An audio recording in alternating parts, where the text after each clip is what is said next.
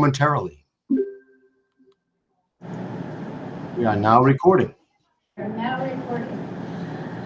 Good evening, everyone. I am Amy McMullen, the chair of the Windsor Southeast Supervisory Union School Board, and I call this regularly scheduled meeting to order. Are there any changes or additions to the agenda? I think we're good on our end. I need to take a quick break so I can turn off the air so that people, oh, that'd be great. I'm not sure. Yeah. No. So people aren't hearing. No, it's No, Yeah, that air handle, sadly, it's going to make that room a little warm, but if you can get one of the custodians, they know how to turn it off. no one's here because it's summer. It's June, it's summer. So until Larry is here, you will have to put up with sounds of Darth Vader. Yeah, she's coming at 7. And Larry will be here at 7, so. So no changes or additions to the agenda. I will take a motion to approve the minutes from May 23rd. So moved. Elizabeth. Second. Who is that second? It was me, Davis. Who is me? Davis. Yeah, if everyone can say their name, because the person who does our minutes watches this recording and doesn't always catch who is saying what. So it is So moved, Elizabeth. Elizabeth Burrows. And second by Davis McGraw. Thank you. Are there any changes, clarifications, corrections that need to be made for the minutes from May 23rd?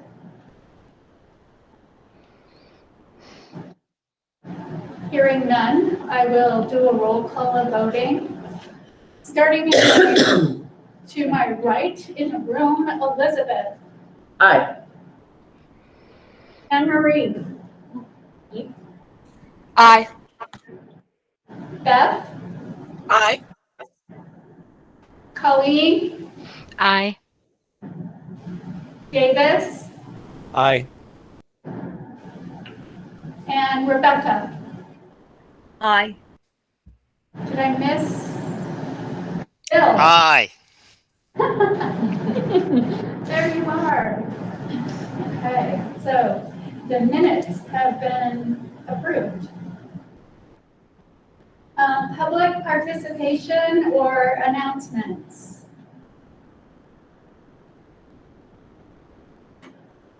Do we have anyone, if there's anyone online who would like to make some sort of statement, raise your hand.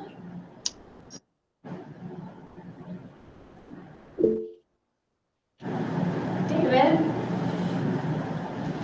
I think it would be good to acknowledge that Heartland, as you know, the Supervisory Union Board hired Christine Bourne as the interim superintendent. Christine's here tonight. Congratulations to Christine. But more importantly, the Heartland Board then had to get to work to fill that position. So Lindsey Perkins, who's on tonight, I don't know how many of you have met Lindsey, but certainly the Heartland Board will know who she is. So we welcome Lindsey as the interim principal at Heartland Elementary School, and also they hired her assistant to replace her. It's been sort of a domino effect, and Elena Martis, and that name will sound familiar to the Wethersfield folks. That is the wife of Brian Martis, who's the principal at Wethersfield.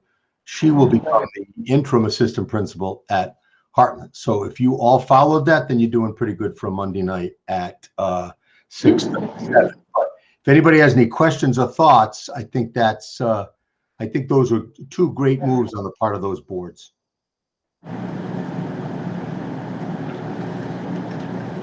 Great, thank you, David. And from the board, this is David Baker's last Windsor Southeast Supervisory Union board meeting. And he will miss these Monday nights, I can tell. But David, thank you for the years and all of the, all that you have shared and your expertise and all of the work that you've done to help us be where we are today. Thank you very much. Thank you, Amy.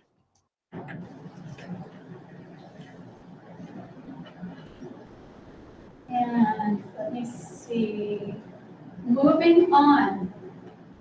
We have a superintendent's report.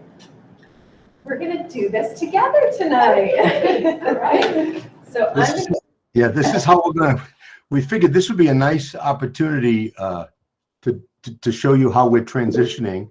We created this little presentation together. You'll see, though, Christine clearly added her touch. This presentation looks a lot looks a lot nicer than mine used to look, anyhow. So, but we will do it together, and Christine will work the technology, and we will sort of trade off slides a little bit as we go through this. So I think, Christine, you're going to start it off, right? yeah, yes, I am. All right, make sure the technology is working. So we wanted to follow up because there was a conversation about exit interviews. I think it was at the the SU board level, but it's come up at local levels as well. And just wanted to let you know that Larry is working on compiling a list of, he thinks, roughly 5 questions. He has them. He has given them to Tina in HR, and she will be doing the exit interviews starting in the fall of 2022. She hasn't vetted the questions yet, so I don't have them tonight, but they are working on that, which we think is really important. So that is in the works. So it's a quick one. Next, is there a question? Rebecca? We go back. Thank you, Christine. Is Tina going to be doing the exit interviews? Yes, Tina is going to do the exit interviews. She's going to offer them. I mean, we can't force people, but anybody that would like one that's leaving, she's going to provide that opportunity. Does that make sense, Rebecca? Oh, it makes, yeah, no, I was just wondering how was it determined that Tina, is Tina HR? Yeah. How was it determined that Tina would be doing the exit interviews? She's the HR person, so it made sense for her to do them. She actually has met with a few people that have left in the past, just to get their sense. It's sometimes easier to talk to somebody who you're not reporting to about your experience in a school. Thank you, Christine. Am I following you, Elizabeth? Yes. Okay. What will happen with the information once it's gathered? We will collect it and share it with, the general themes of why people are leaving, so that the board understands and principals understand, and it may inform things that we do differently. So you'll share it with the SU board and local boards? We'll share it with the SU boards, the SU board, and we can share it with local boards, but it will be SU level unless you want it disaggregated by school. Do you plan to do it on a regular basis, like do sharing on a regular basis? I guess it will depend on if and when people leave. A whole bunch of people that leave, which hopefully we won't in fall of 22, then we'll report out. I would anticipate it's more towards the end of the year, but you never know because we have lost people through the course of the year this year. Mm-hmm. So whenever we get a fair number of people exiting, I think it would be safe to come with that data. And if you could share it with the individual board as well. Sure. So that board has a sense of What's kind of going the environment. Yep. Sure. Davis, your hand is raised. Yeah, Christine, is there any concern about if the data were broken down into the individual school, into those segments, I don't recall off the top of my head how many people are leaving, but is there any worry about it being de-identified if it breaks down to that level? Yeah, I would be a little bit worried about that. Which is why it might be, when we have enough people leaving, it would be easier to share it out without breaking confidentiality. So we'll have to kind of figure that out as we go along, I think. Right on. Thanks. Bill? Yeah, I just want to patch on what Davis says. So I have a question. Is the concern that it would be shared out to the public, or it would be shared out to the board? Because as a board member, we could go into executive session and have that discussion on identified on the data that could be identifiable because we have that right in executive session to be able to say, this individual, we know who it is, was their issue. I'd rather know what the issue is in executive session than to worry about identifiable individual. Yeah, and I think you could do it in both ways. I mean, if you get 20% of people leaving because they're going to get paid a higher wage at a different school, I mean, I think we could share some of it that way, but specific data, absolutely in executive session. Makes sense, Bill. Okay, go to the next slide. We're thinking about the year to come, and we've devised a schedule for SU board reporting, just so that everybody kind of knows what's coming. It's certainly flexible, but thought it might be good to spread out the reports to make the meetings more efficient. So that's what we've come up with Angie's support, Larry's support, Katie's support. Those are the people that most likely are reporting, and Brittany. So we've spread it out and embedded things where we think it makes the most sense. So that's just for you to. What does CIA stand for? Curriculum, instruction, and assessment. Angie's department, yeah. We want CIA, we've got the FBI down below, so that's Larry's. Very official. Larry's, yeah. The other thing we've talked about, and we'd love your thoughts on it, at the local board meetings, some of David's reporting has been redundant, especially at Mount Scottney, I believe. So we're thinking of switching the reports to administrative report, and then the principals can be reporting out what's going on in their buildings, and then the superintendent can tag on to those what hasn't been shared already, if that makes sense. That sounds wonderful. Good. Thank you. Yeah. All right. The next slide is mine, and then I think David takes over for a bit. So Angie and I met with Mary Gannon last week, and we looked at job descriptions. We had a great conversation. We looked at some job descriptions for the coordinator of diversity, equity, and inclusion. It is linked here, and I will share this report with you so you have it.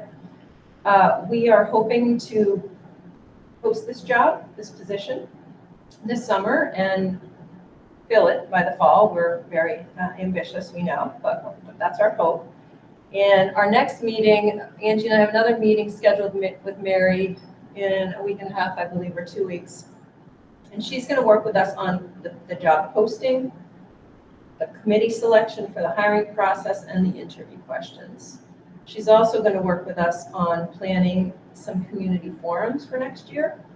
And we talked about the first forum having a focus on our vision and mission, which was lacking, as you all know, that were those of you that were present at the last meeting.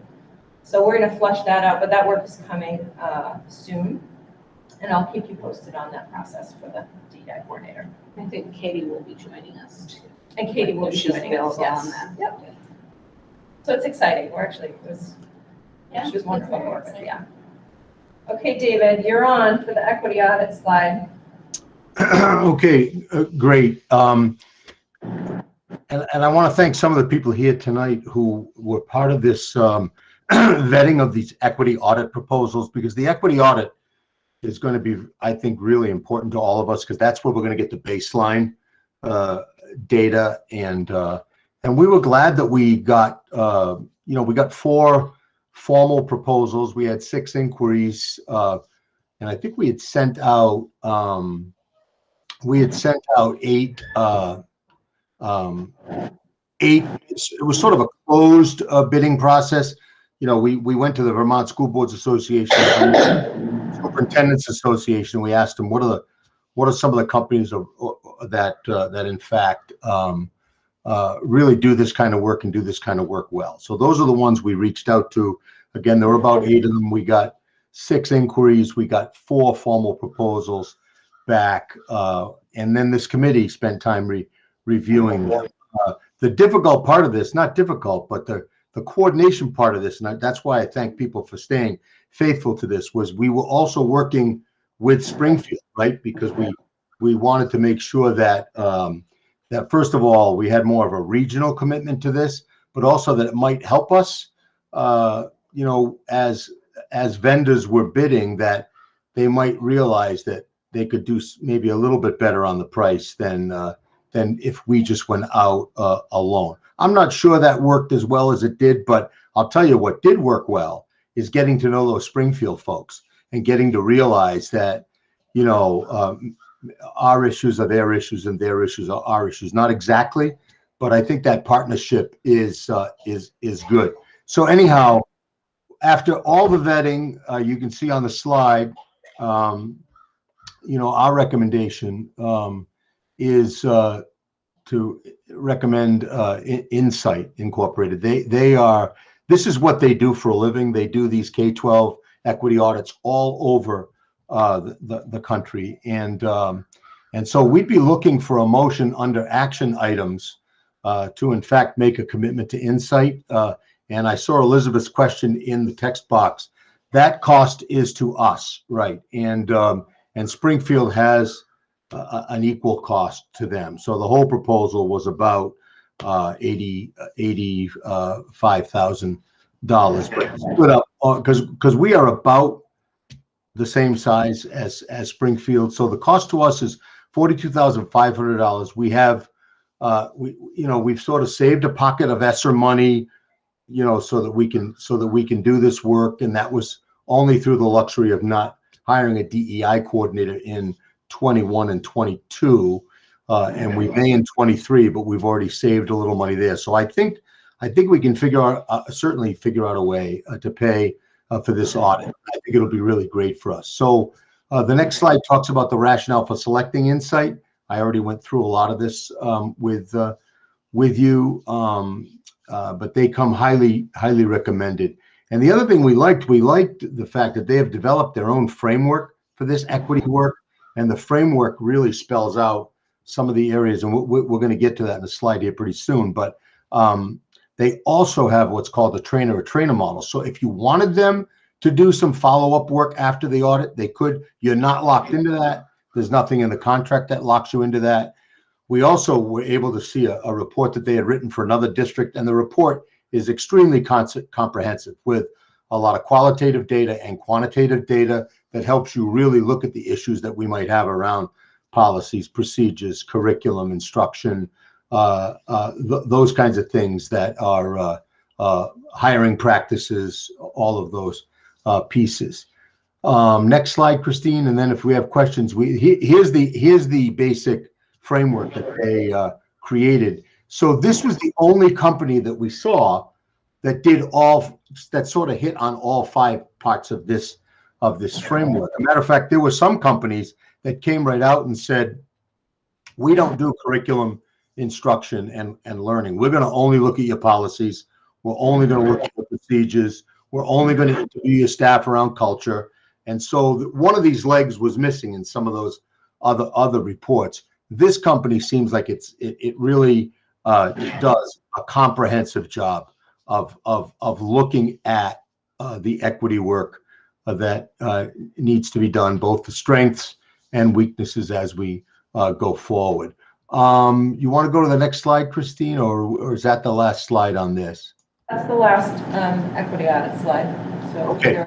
So I don't know if folks have any questions, but I think in the interest of, and again, I'm not here next year, but I think that there was some thought with our equity task force not the audit task force, but our equity task force that did all this work, that both in terms of securing a DEI coordinator and getting this equity audit work off the ground, we would really appreciate if the SU board would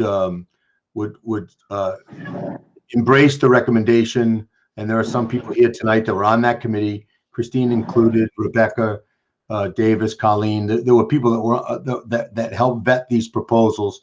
If you have any questions, certainly, but we just hope that you would, trust that recommendation and vote to authorize the superintendent to engage in a contract with Insight Education Group. Okay, I will go to the next. And the other thing too is we will share this PowerPoint with the board in the chat when we're done here, and then you can look through the Insight proposal in more detail. But that's why you do this in committee, because I will tell you the Insight proposal.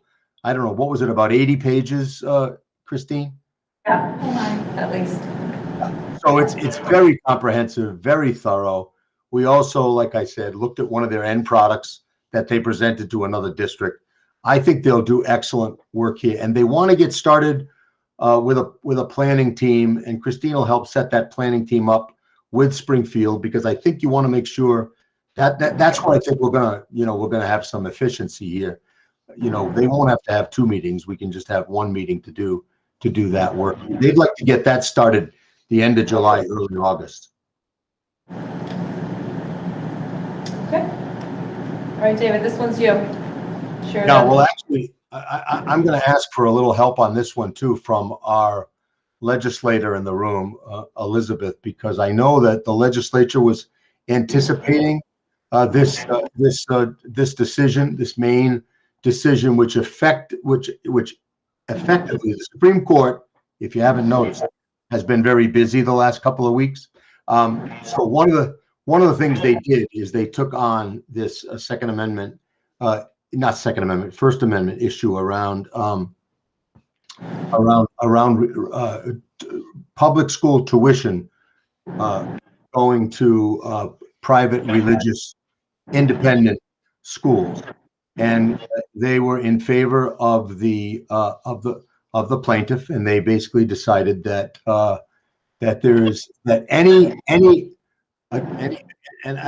you can certainly read the decision, but any attempt, once you start tuitioning to independent schools, any attempt to deny that tuition to an independent religious school constitutes discrimination, essentially. And so we have to, and we've been doing that this year on the advice of our attorney. Any requests we've had come in from our tuitioning districts, Heartland and Wethersfield primarily, only, and we've had a couple this year where we've had to pay, where we have paid tuition to religious independent schools. But Elizabeth, my understanding is that the Vermont legislature, has been working on sort of this issue. Do you want to share? Do you want to share a little bit of what's going on at the state level? At the state level, actually, what's been happening is that the legislature has kicked the can down the road, waiting for this decision to come out. And I can't say that I can't speak for the legislature. I would say the reason that they kicked the can down the road on a number of different issues is because they didn't necessarily expect this outcome. So they did not shore up a couple of questions which remain, which are securing the rights of students to be accepted into a school, regardless of their status socially, racially, abilitatively. And there have been a couple of schools across the state who have rejected student applications. Likewise, the same problem holds for staffing. So I imagine, I can only speak for the legislators I've spoken with myself, but we plan to get on it immediately to ensure that all students and all staff have the ability to be their best selves wherever they choose to go to school. Yeah, and I think what Elizabeth said, and I'm glad to hear that you think this will be certainly a big priority, because for tuition districts, like Heartland and Wethersfield, and there are others around the state. I mean, it's a lot of public dollars that goes into these independent schools, and certainly we're going to these independent religious schools. And I said to Elizabeth, she and I talked offline the other day around. I know one of the big players in the Chittenden County is Rice Memorial High School, and and that's a huge vendor up there that certainly much of what Elizabeth said will have to be taken into consideration. We've been following the advice of our local attorneys, and that's why we've been paying the tuition bill right now. But I think it's going to be really important that we do this really carefully next year with the legislature, as Elizabeth said. I was just going to add a couple of little things. One is that not just Rice Memorial, but there's a school over in Pennington, Grace Elementary School, which was taken to task within the last 5 years for having, specifically in their parent handbook, that they don't accept certain students. And but when called to task on it, they said, "Oh, no, that's not our policy or our practice." However, when a potential student is looking at the parent handbook, it discriminates. It's kind of uncloaked discrimination right there, overtly. So these are things that definitely will have to be addressed. I'm told that when I said to my colleagues, well, we'll have to address this right away, and it's kind of low-hanging fruit, they said, not exactly. So it may take a whole session or more to get legislature through that, or that legislation through that will address it, but we will definitely get it addressed coming right out of the gate. Thank you. Rebecca? Thank you, Amy. Help me to understand how this affects our supervisory union, because I don't understand completely. I understand that if a student comes from a sending school, the parent has the right to request that the student attend any specific school. Is that applicable to students that are in Windsor High School? No, that would not affect. That would not affect, at least right now, Mount Scottney School District. It would only have an impact on Wethersfield and Heartland. But I will tell you, under Act 129, which is right now worded as sort of a public school piece, under Act 129, a Windsor High School student could, or a Windsor resident or a West Windsor resident, could request to go to an alternative high school under Act 129. And right now, it's another public school. But I bet you under this type of a Supreme Court decision, it could get extended to a religious school. For example, we've had a couple of Windsor students who went to Woodstock. We've also had a couple of kids from outside of Windsor and West Windsor who've come to Windsor under that act. And no tuition gets exchanged. There's no payment, but kids do have some level of high school choice under that act.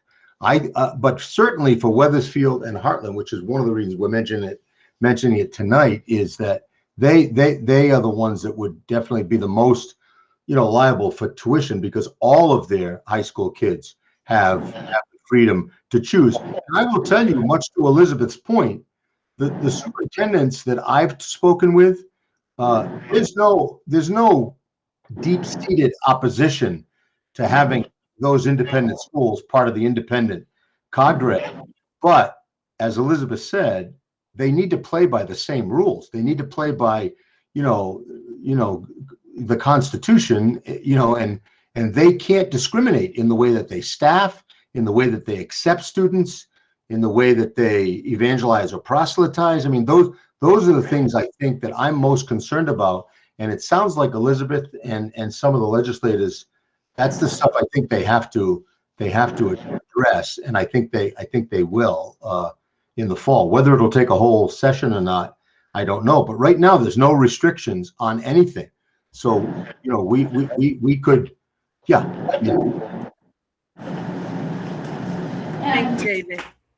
Rebecca, the way it affects the entire Windsor Southeast Supervisory Union is the fact that some of these schools that if they're now approved, they might charge additional tuition than what some of the public or other independent schools are charging, which would then affect Weathersfield and Heartland's budget, which also affects the SU budget and the assessments. Because if they have to pay too much in tuition, then and we keep the assessment as it is, then the only place that they have to control their budget is at the individual, at the local level. If that makes sense. Yes, it does. Yeah, it also raises other questions, but yes, it does make sense. Thank you. Right, and if public money is going to be going to an independent school, we absolutely want it to be playing by the same rules as public schools. Correct.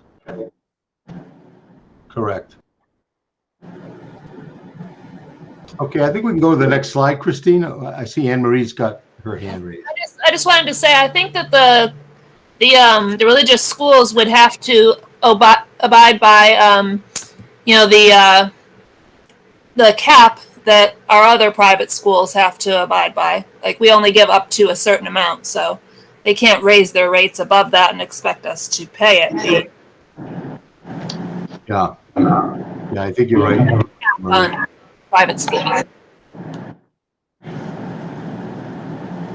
All right, next slide, Christine. Okay, is Brittany ready? Yeah, Brittany is our data point person, and she works with Angie and Patty. And one of the things we had reported out on a fair amount of SU-wide academic data over the last couple of months, but not the student wellness report. So Brittany offered tonight to do that, to just share what we've got so far around. And Brittany, I don't know whether you want to talk about how we collected this data, but it's all yours. Yeah, hey, no problem. Can everybody hear me okay? Yes. Okay. So we had some questions. Last time I reported out on very basics around the Panorama data, which is the survey that we give students around wellness. And we had some questions around it, so I wanted to give some clarifying answers to those questions. So if you want to go to the next slide, Christine. So the first question was around how do our results compare to the national benchmarks? Panorama is really great about that. They are a nationally normed assessment, so they're able to give us kind of where we fall compared to the national average. And how we interpret this chart here is we have 4 different categories: challenging feelings, emotional regulation, positive feelings, and supportive relationships. The first column of scores here, the 55%, 35%, 69%, and 89%, is all based on how they responded to the survey positively. So giving a positive reaction to the questions that were asked. And when we compare those to national benchmarks, when we look at challenging feelings, for example, 55% of our students responded positively, and that falls within the 60th to 79th percentile nationwide. So you can see I highlighted in red the area where we were below the average national benchmark. So emotional regulation is where we fell a little bit lower on for third and through fifth grade. Next slide, please.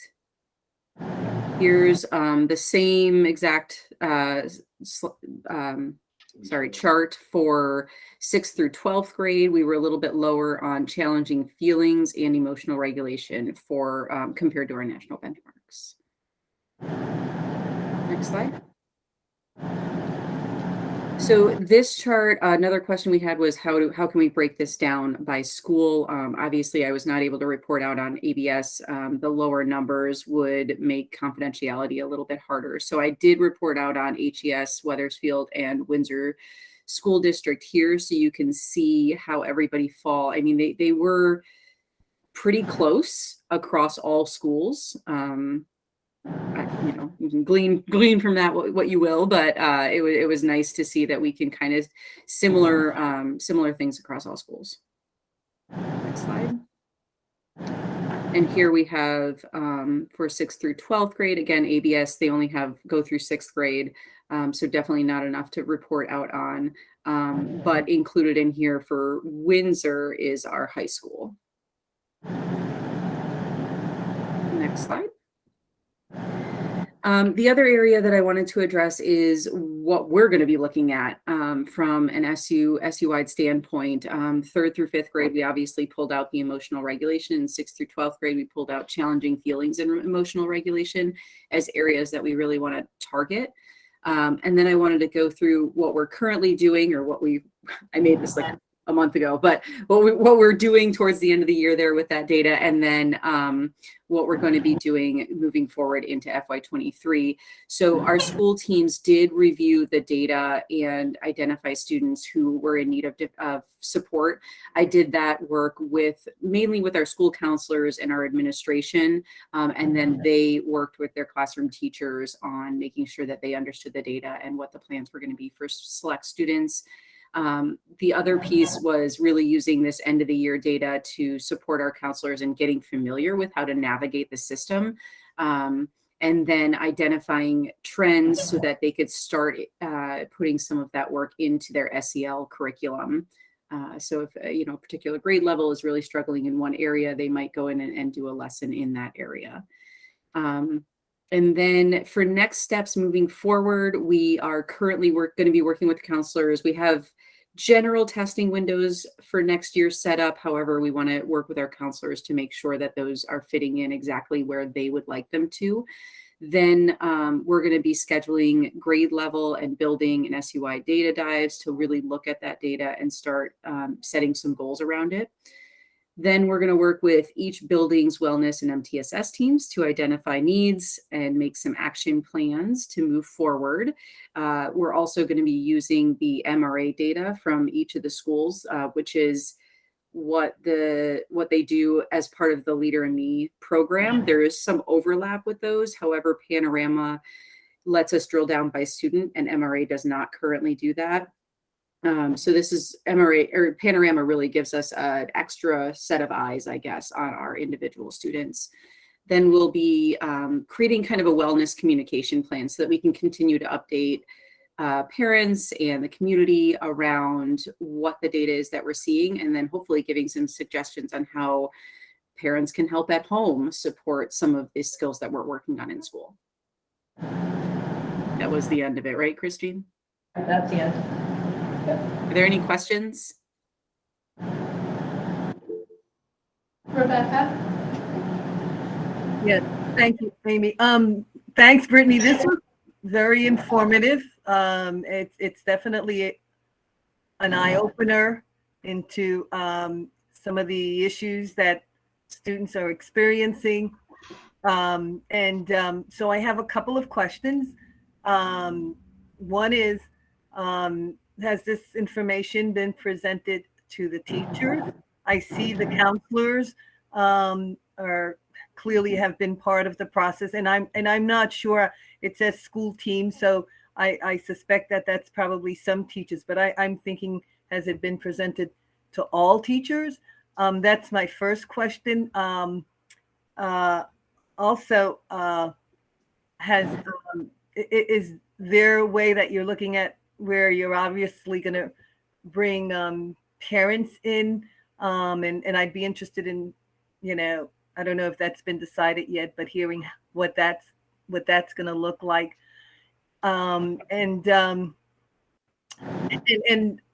This just is, it would be really good, here we are in June, to look at some sort of timeline on reporting out and kind of letting us know where this is going, what's been offered to students. And have you thought about that? Thank you. Sure. So to address the first question, so all teachers have access to the Panorama data for their classroom. So while we haven't really delved deeply into it with teachers, they have that opportunity at this point. There was a lot of things going on this year, as you can imagine, so we really didn't want to overwhelm anybody by forcing the issue. However, we kind of left the counselors at the head for that to be able to use it and then attend some of our student success meetings or MTSS meetings to use the data and help encourage teachers to use that data as well to inform plans for students. So next year, we also held a training that was optional for teachers. Anybody who wanted to join was able to join. That was run by Panorama, just to get used to the system and how are we looking at data, how are we using data. So they did have that option, and we hope to run more of those this coming school year. But for now, that's kind of where we left it as we played around with, what are we going to use the data for? What can we get from that information? We ran it twice this year, and we plan on doing 2 or 3 times next year. I'm not quite sure yet. We want to get some more input from staff around that. But next year, we hope to utilize it a little bit more. So that's the first question. Hopefully that answered that one. In terms of parents, as of right now, we don't have a formal plan around utilizing it with parents. However, the data is accessible to teachers. And so as teachers, we encourage them to be talking with parents about overall information. However, the way the information is collected, we want students to be really open about it and very honest with the data that they're given. So families certainly have access to the original questions. This is what we're going to be asking your student. And then we're kind of working through, okay, what if a parent wants to see the exact answers that their child gave? One thing we did do is, instead of giving free responses for the second round, we just gave multiple choice. Because we were concerned about some of the confidentiality pieces. What if a student says something specific, a parent wants to see that information, and now, we get into a little bit of a tough spot. So we're working through some of those, and we're actually working with Panorama around how other schools have handled some of those situations, because we want parents to be able to see the information and be able to utilize it and help support their student at home. However, we do know that it's a trust thing with students if we want really honest answers. So it's tricky. And like I said, we're working with Panorama around that.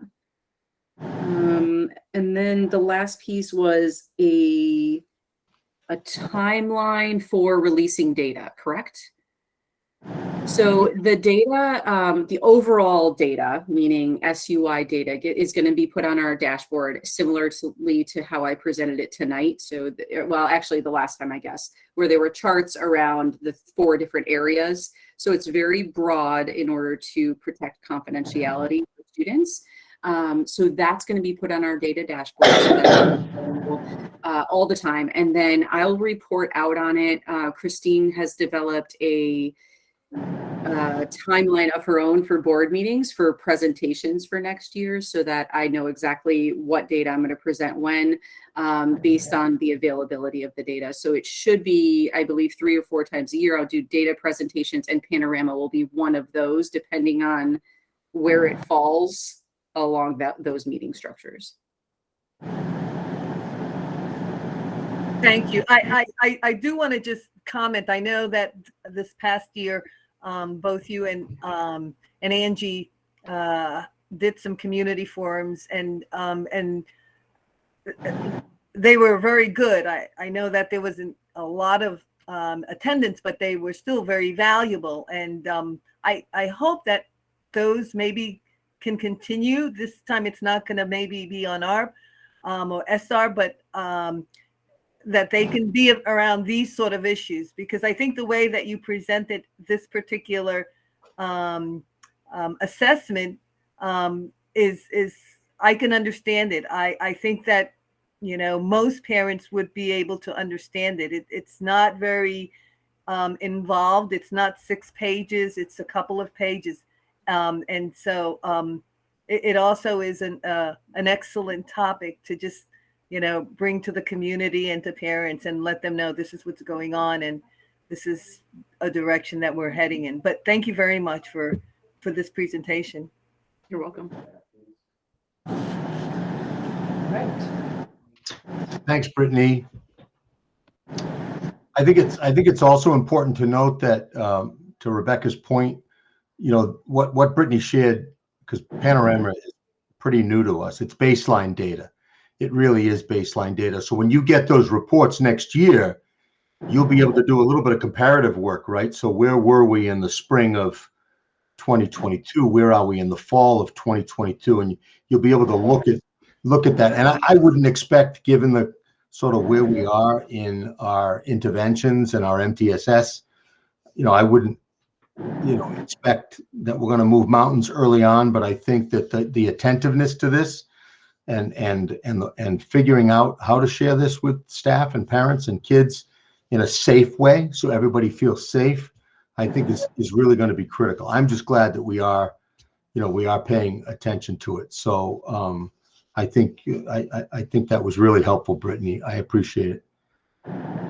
So let's go on to are we ready to go on to the next slide? Okay. The middle level, I know it's on the agenda later on, and certainly this is going to save one of the agenda items later on, because I think I want to kind of get into this now for a couple of reasons. One, because there's a fair amount of information here, and also we have Michael Butts with us tonight. Michael, yeah, you can wave, Michael, so everybody knows.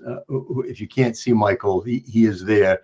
He's a teacher at Heartland Elementary School. And I know when we presented, for very different reasons, when we presented a preliminary form of this middle level presentation at the Mount Escutney School Board meeting, one of the questions that came up was, so in a practical sense, what's going to change? What's new about this? And so one of the things I hope at the end of this presentation, and we'll move pretty quickly through it, but that Michael can certainly talk from a practical standpoint as a middle level teacher who's going to have a relatively new middle level team next year at elementary school. What are the 2 or 3 things where this focus on middle level and the decisions we made have impacted Heartland and have impacted his team as we move forward. So we're just going to move through a couple of slides here. Christine, do you want to? Yeah, I will. I just wanted to also share that Michael is one of the leaders of that middle school team. Thank you. David, but he helped lead the team, the middle level teachers this year. Yeah, we had a task force, as you know. We'll talk. I think that we might talk about this in the first slide. But we had a task force that looked at this. And Michael, there were 3 people, one from each district, that helped coordinate some of the work in that task force level, and Michael was one of those people. So he's pretty invested in this as well, and also very committed to middle level. I mean, one of the things we talk about on this middle level task force is that there are some teachers who end up getting caught in the middle. In other words, they're high school teachers. They want to be high school teachers, but the only job they could get was a middle level job.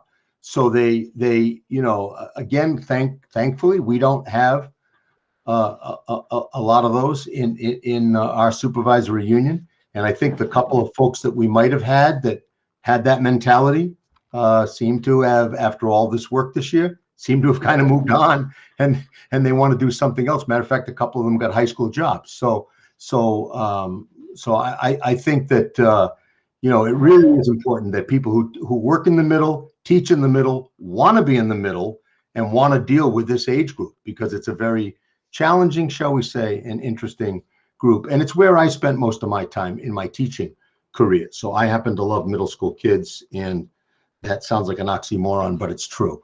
Okay, first slide, Christine. We just talked about this. This was the middle level task force made up of middle level teachers and administrators.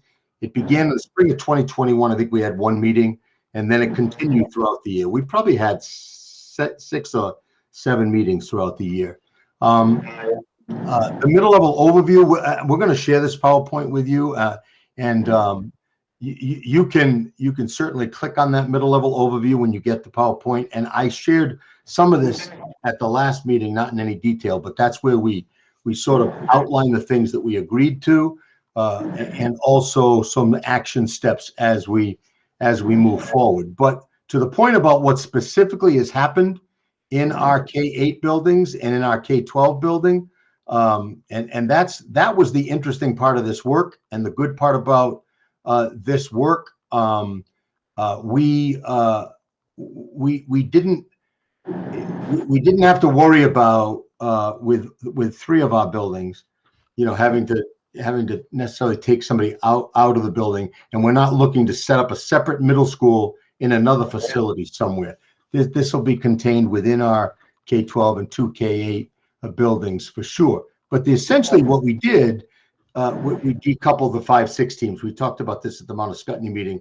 We basically said to the 6th grade who had partner teams at 5-6, we said we're going to move 6th grade more to the middle, so that some of the things that they do, including things like advisories, field trips, assemblies, artist in residence, those kinds of pieces, we're going to include them. We're not going to start mixing kids up, certainly not right away, because there was some real hesitation around that on the part of the staff.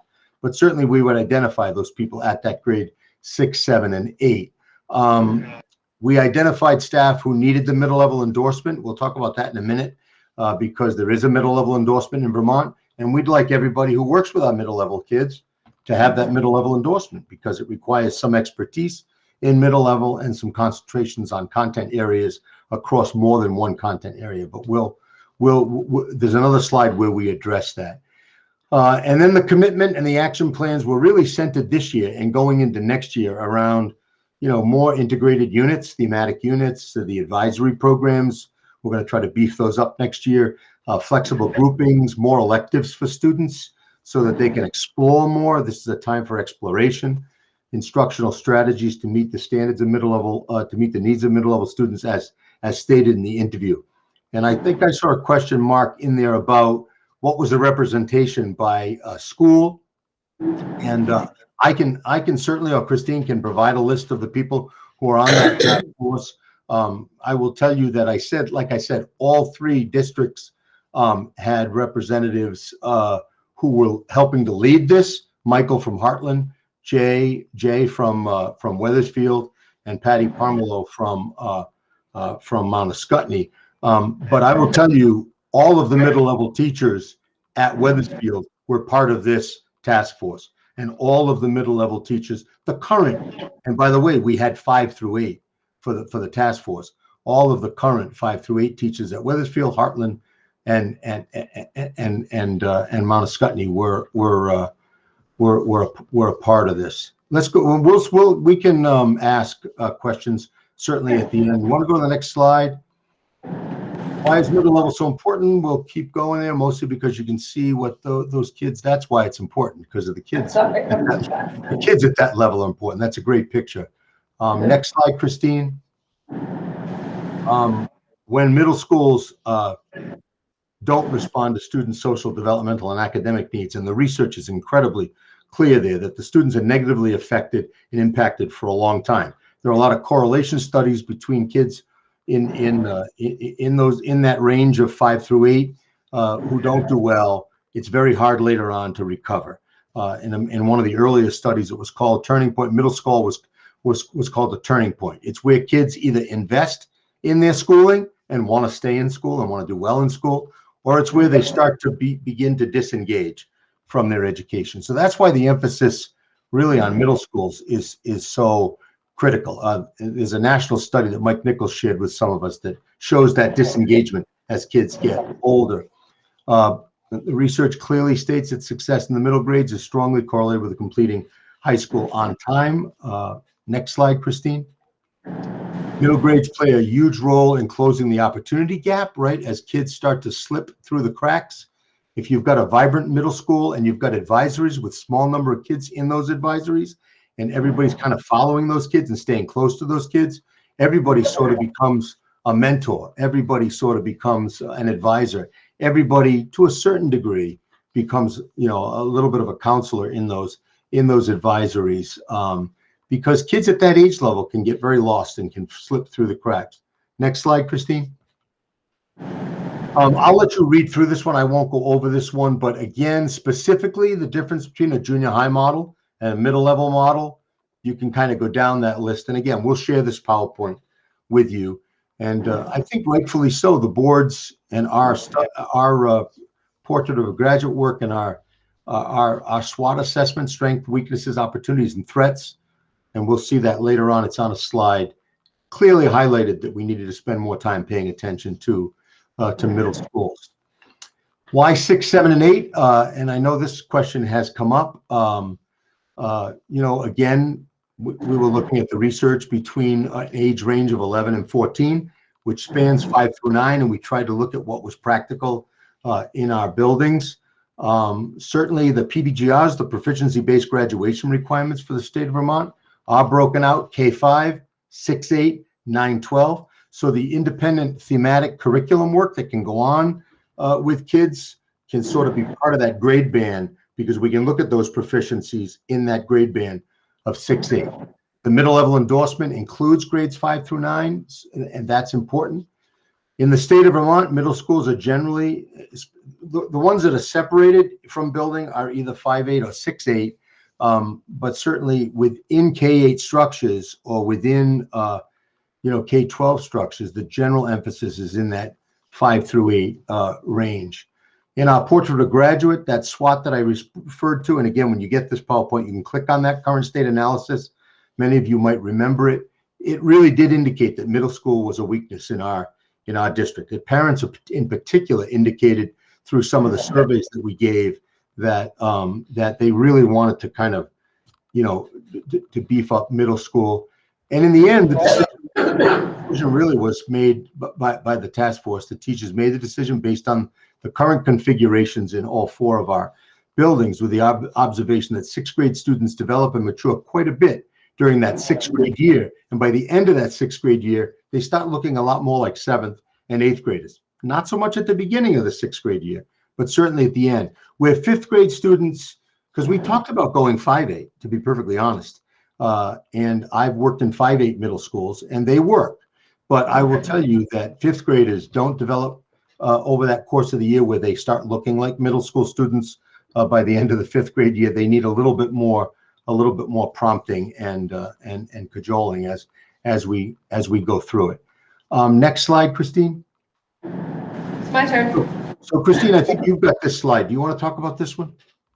Yeah, so I'm just going to go into the needs of middle level students, and we know that the middle level year, or the middle level years, represent a time of accelerated change for adolescents in these areas that are listed: physical, intellectual, moral, psychological, and social emotional developmental needs. So in terms of physical needs, we know our middle schoolers need opportunities for movement and physical activity throughout the day, along with time for rest and renewal throughout the day. It's very important for them. Intellectually, the development of these kids is really important. Students at this age are often less interested in traditional academic subjects. At this time in a student's development, opportunities for engaging learning experiences are a priority. You can see some on the screen here. These should, I think they must, include real life and authentic experiences and opportunities that are project-based, hands-on, and student-led. The moral development is also a priority during this time. Kids are developing attitudes, beliefs, values that will shape who they are as adults. And we want our middle level teachers to engage our students with opportunities that require teamwork, consensus building, and democratic principles to give them opportunities to develop these attitudes and belief systems. Psychological development, We know that during the middle school years, kids are developing a sense of who they are. They're developing a sense of individuality and uniqueness, and we want our teachers to be able to support this development through curricular experiences, instructional approaches, and opportunities for exploration. Social emotional development comes into play as well.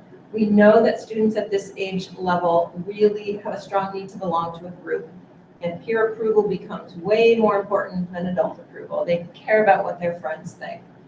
Teachers recognize the importance of peer relationships and friendships and promote opportunities for positive peer interactions. That's really evident during advisory and flexible groupings and enriching activities. Yeah. Why don't you go back, Christine, to that slide just quickly, and then we'll get into next steps.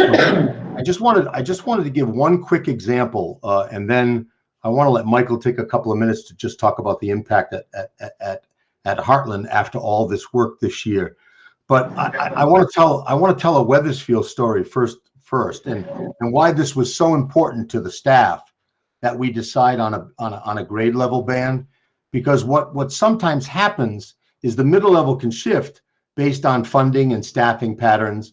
And what was happening at Wethersfield is, one year they'd be 6, 7, 8 like they were last year or 2 years ago, and then sometimes they'd be 5, 8 or they'd be 7, 8 because the students either the numbers weren't strong enough, it was tough to staff it at that level.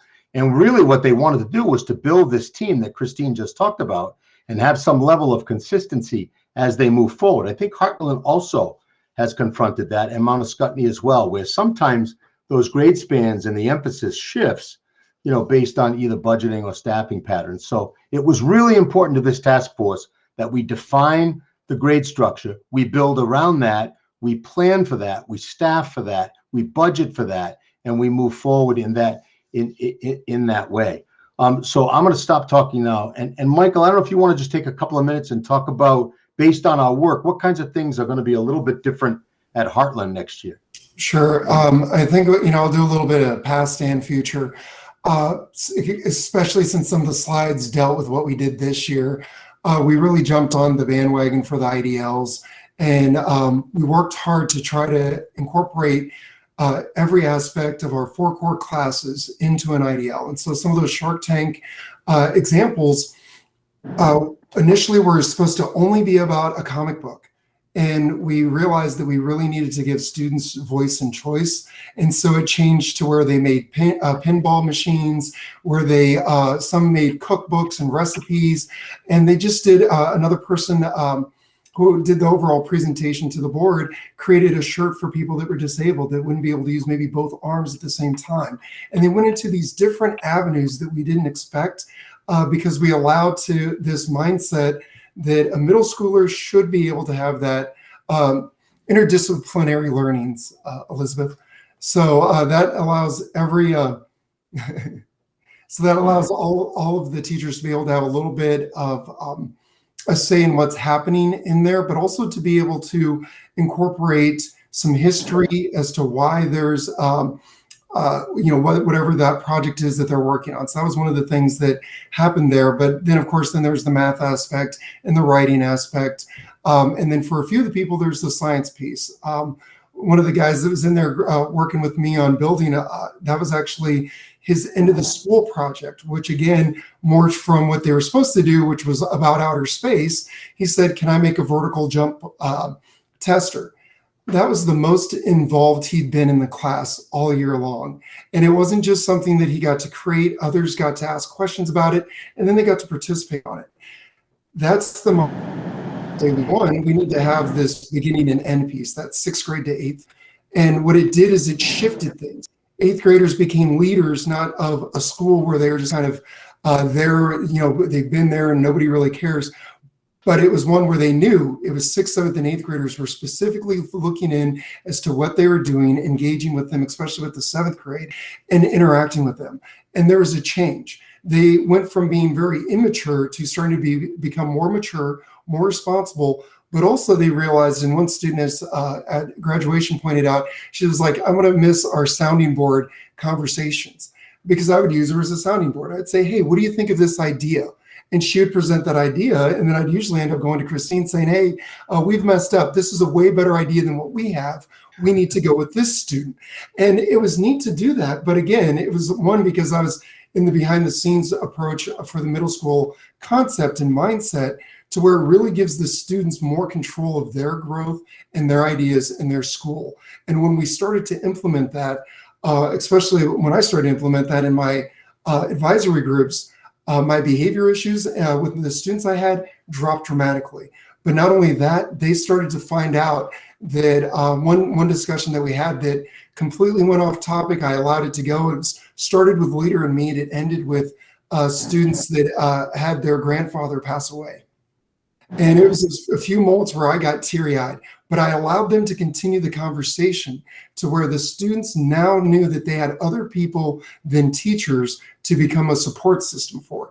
And that's part of that middle school ideology, is where we allow those students to take control of their environment and to be able to grow, and we become more facilitators than teachers.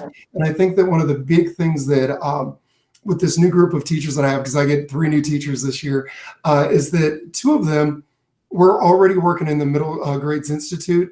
And one of the biggest things that we looked at was, how can we focus in to make sure that we're being purposeful about our time together when we're planning lessons, but that we want to make sure that it impacts the students overall. So we're already looking at end of the school projects based on things that we incorporate throughout the year, and still keeping our minds open that we're going to have a student that might go completely into left field, and we allow them that grace as long as they're growing and they're showing their strengths. And I think that that's something that doesn't happen in middle school, is they get hammered and bashed about SBAC and test after test, that we forget those things that they are good at. And when we can focus in on that, it changes their mindset on all those other tests and things that we're looking at for data. Yeah, thanks, Michael. I appreciate that. And Christine, I don't know, I know you've got the last slide, but you know, I know that, you know, Michael's got that new team, and I think, are all of you going to that Middle Grades Institute? Well, right now, unfortunately, 3 out of the 4. So that's great. And Jeremy, he already knows that he's on board with whatever we're doing, and he's going to get caught up. But he works during the summer, so he wasn't going to be able to make it there. But that's great. 3 out of 4 is not bad, and the work that we're doing is going to be meaningful. And I think that's the key, is that we need to make sure that teachers have time to prepare these lessons so that we can incorporate things, and so that we can allow for 7th and 8th grade advisories, which is what's going to happen next year, so that, again, we can make sure that those students are learning how to become leaders, and that they actually have younger students with them that they can learn how to lead and mentor. So we're excited. Yeah, no, that's good, Michael. Christine, do you want to just take that last slide? Then anybody wants to ask any questions. It was important. Let me just say one last thing. It was important that we do this work on the SU level, because as we've often said, and it's been my mantra since I started 10 years ago, we don't want the nature and quality and opportunity, you know, for students necessarily to depend on what district they happen to be in, right? So that if we're going to do this exciting stuff, we want to do it across the SU. And Christine's going to speak about this in a minute. We were very aware and very cognizant. And by the way, you know, Albert Bridge had a staff member on this team, that, you know, we had a very separate issue in West Windsor about the 6th grade, because that's one building now that has a 6th grade there that, you know, that we're either going to have to accommodate somehow in these kinds of activities and opportunities and field trips, or we're going to have these conversations with the community about whether or not there would be a need to move them. But Christine, do you want to just go through those steps? Because this is going to be your work, I think, going forward. Yes, and David, I think you started the conversation, and it does. One of the steps we've talked about is engaging the West Windsor community in this discussion and helping them have a level of understanding about what we're trying to achieve, and then allowing them to determine whether or not, you know, Albert Bridge 6th graders join joined the middle school model at one of the other schools, or whether they are joining in particular events that we're engaging our middle schoolers in. So I think that's the work of next year in West Windsor. So that's a biggie. So planning those forums and letting the community be part of that discussion. And then we really, as you heard Michael say, I think he is there with two Heartland teachers. There is another teacher from the SU there as well, from Windsor. But we envision sending all our middle level teachers to the Middle Grades Institute by the end of next year, FY23. That's our hope, because we know how impactful that is and how important that is. And you heard Michael speak to that. They have time to collaborate and talk about their priorities and, you know, just that time together to develop teaming. And yes, Elizabeth. Can you, I'm sorry I didn't ask this Sure. During Michael's presentation, but can you explain what the Middle School Institute is? Middle Grades Middle Institute. Grades Institute is? It's a 3-day institute where teachers gather, and I have not been, so I might not be the best person to speak of it. They gather as teams and they, you know, talk about the middle level model, and then they have time to work together on units of study or Michael, I know Michael had talked about before leaving their team time. They were going to work on developing a strong, robust advisory program. So what does that look like within their school? I guess what I'm asking is, what scale, I don't have a sense of what scale it is. Is it for our supervisory union? Is it for our state? Is it national? It's Is for it? the state, I believe. Isn't Yeah, that correct? it's, Middle Grades Institute Vermont. is sponsored by Vermont Association of Middle Yeah. Level Education. They've been Okay. doing that for years. When the middle level endorsement came into place, I don't know, it had only been in place a few years before I was endorsed, which is like 17 years ago, yeah. probably about 20 years So, ago. yeah, it's, so that they run theme-based institutes every year for a week. And they really encourage teams to attend because the Okay. power of the institute is being there with your team. Right. Thank you. It's 3 days this year.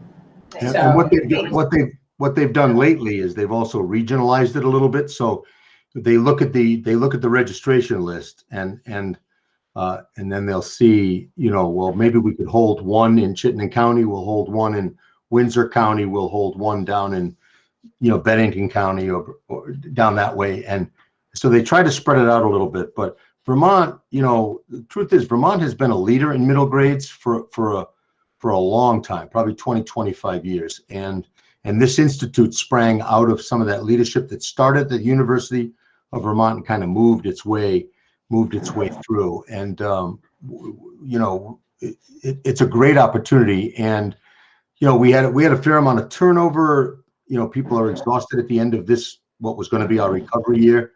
Everybody didn't recover, but so I'm just glad we got 4 or 5 going. But I agree with Christina. It would be nice to have, if we could get, matter of fact, if we could get all of our middle level, they'd probably come here and do one just for us. They're in White River. I think Michael's cohort's in White River, so not too far from here. South Royalton, yeah, I think, yeah. Um, But they're virtual. I think they're virtual. It's a hybrid. It can be, it's in person. Hybrid. Yeah. I think Michael's, the Heartland team is there in person, I believe. And we do want to create an assessment tool to measure the success of our middle level program to see if we're getting the results we Yeah. are looking for. And We with have respect to that last bullet too, Christine, I know the Vermont, League of Middle Schools has some great assessment tool models that they'd be glad, I'm sure, to share with us. Michael might even be able to glean some of that with that team and our people who are attending. They'll have great resources around that. Okay, I think that's the last slide, but it looks like we do have some research linked in the presentation. We'll share that with you. Rebecca has her hand up. Rebecca has her hand up. Okay. Rebecca? Thank you. I think the presentation on the middle level approach sounds great. It sounds, I believe, and in my experience in education, that's exactly what's needed for that group of students. Yet, I have seen a middle school model, and what I found as the high school guidance counselor, that the kids that were coming in from the middle school model, and I'm not saying it's everywhere, but I'm just saying that's what I've seen, that although there were supposed to be teams and students would come in with accelerated or showing growth in specific areas, that wasn't necessarily the case. What I found was that the top 10 in terms of academic at the middle school level became the top 10 at the high school level. And I always, and that really concerned me. And you're right, David, the research says that middle school does, that developmental time does identify whether a kid is going to graduate from high school or not. And I believe that's true because I've seen it. So I hear the stories, and I see that you need to be purposeful, you need to be intentional.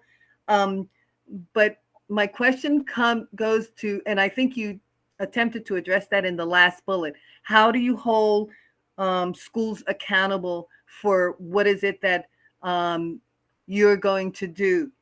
You're saying we're going to focus on this group. We are going to focus on their individuality.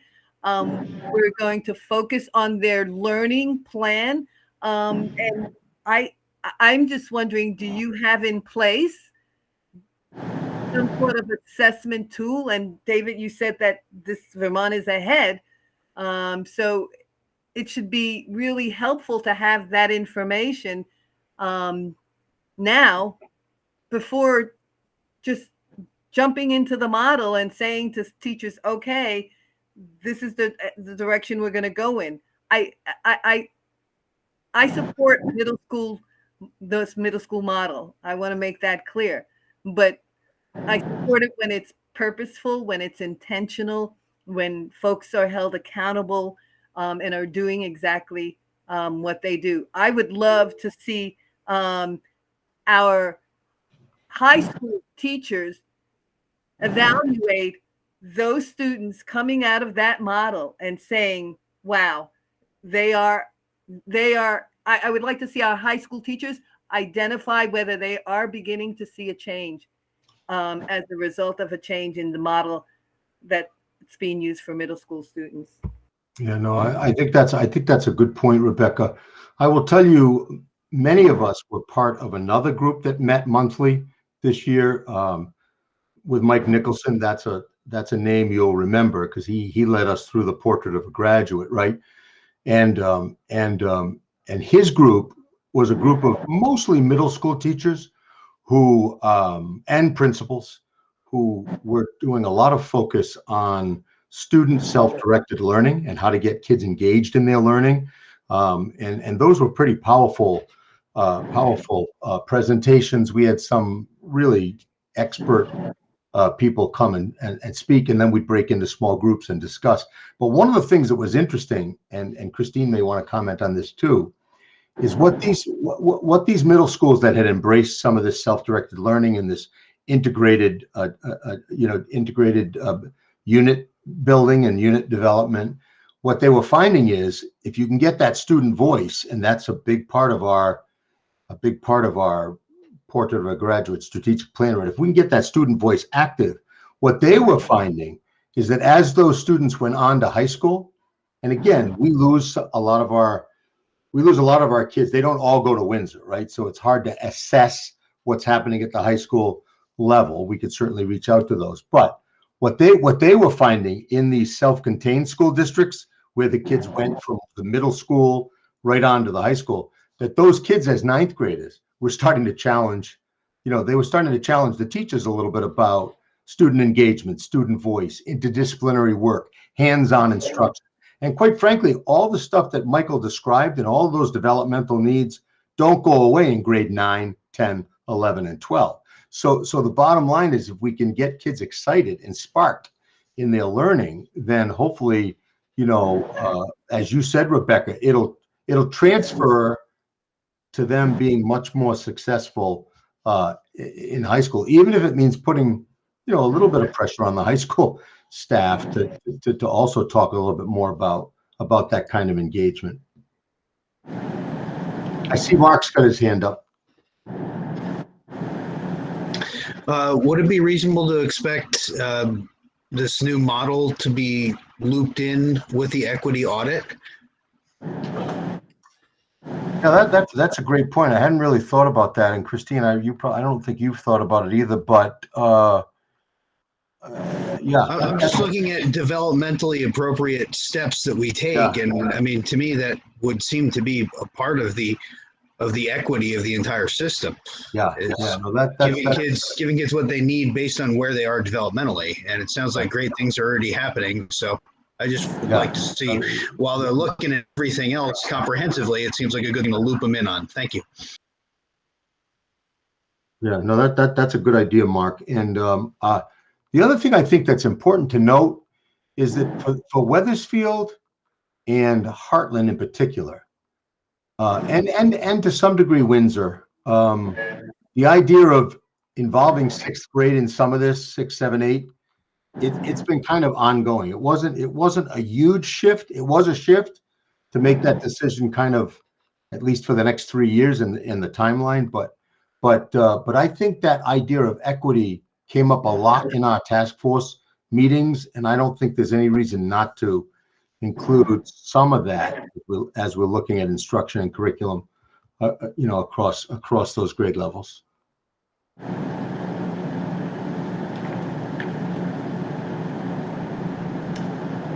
Okay. Thank you.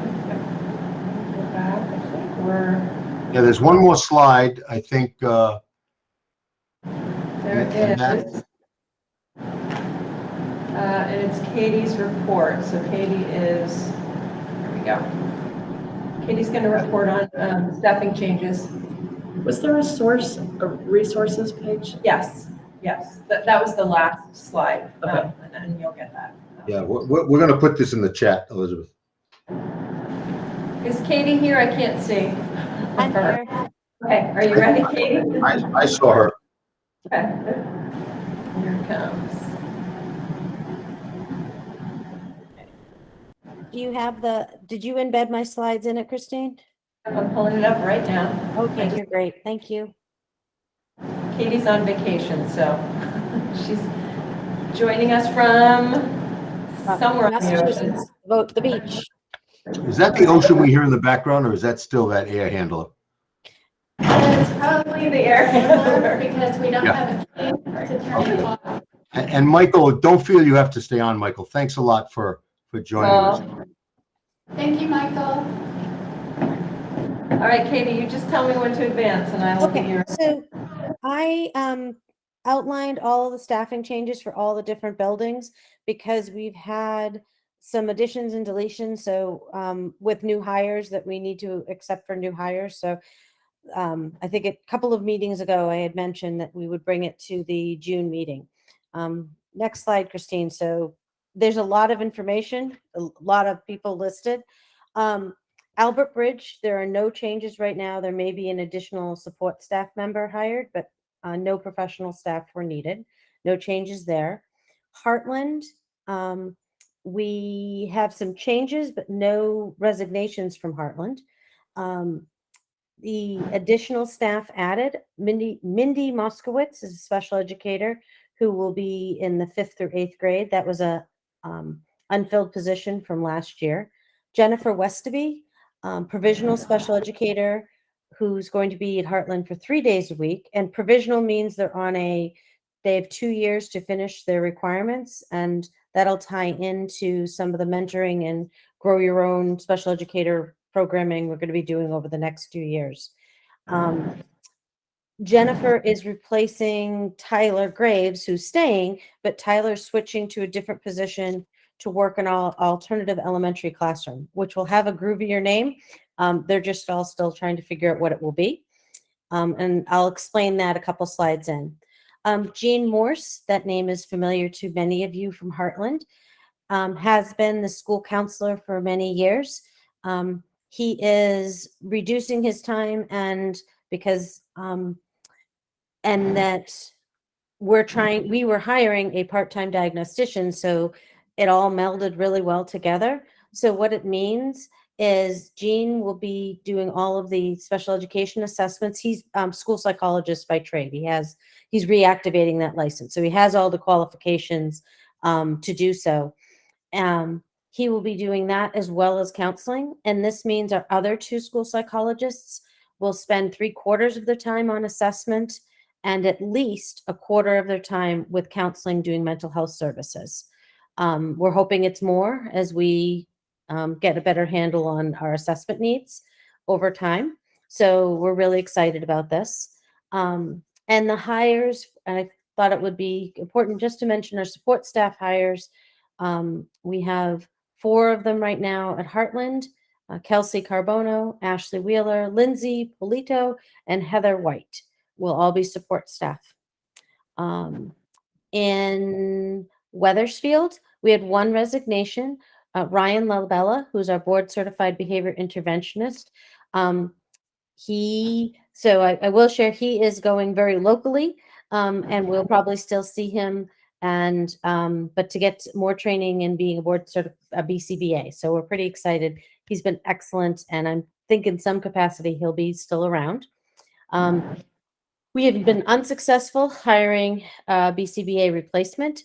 So we have hired Peter Aubrey as a social emotional interventionist, and Erin Rockwood, who's the Bcba from Windsor, will also be supporting Wethersfield as well. We've got a pretty good idea of how we're going to structure that, but that's the way we're going to meet the need for Wethersfield at this time.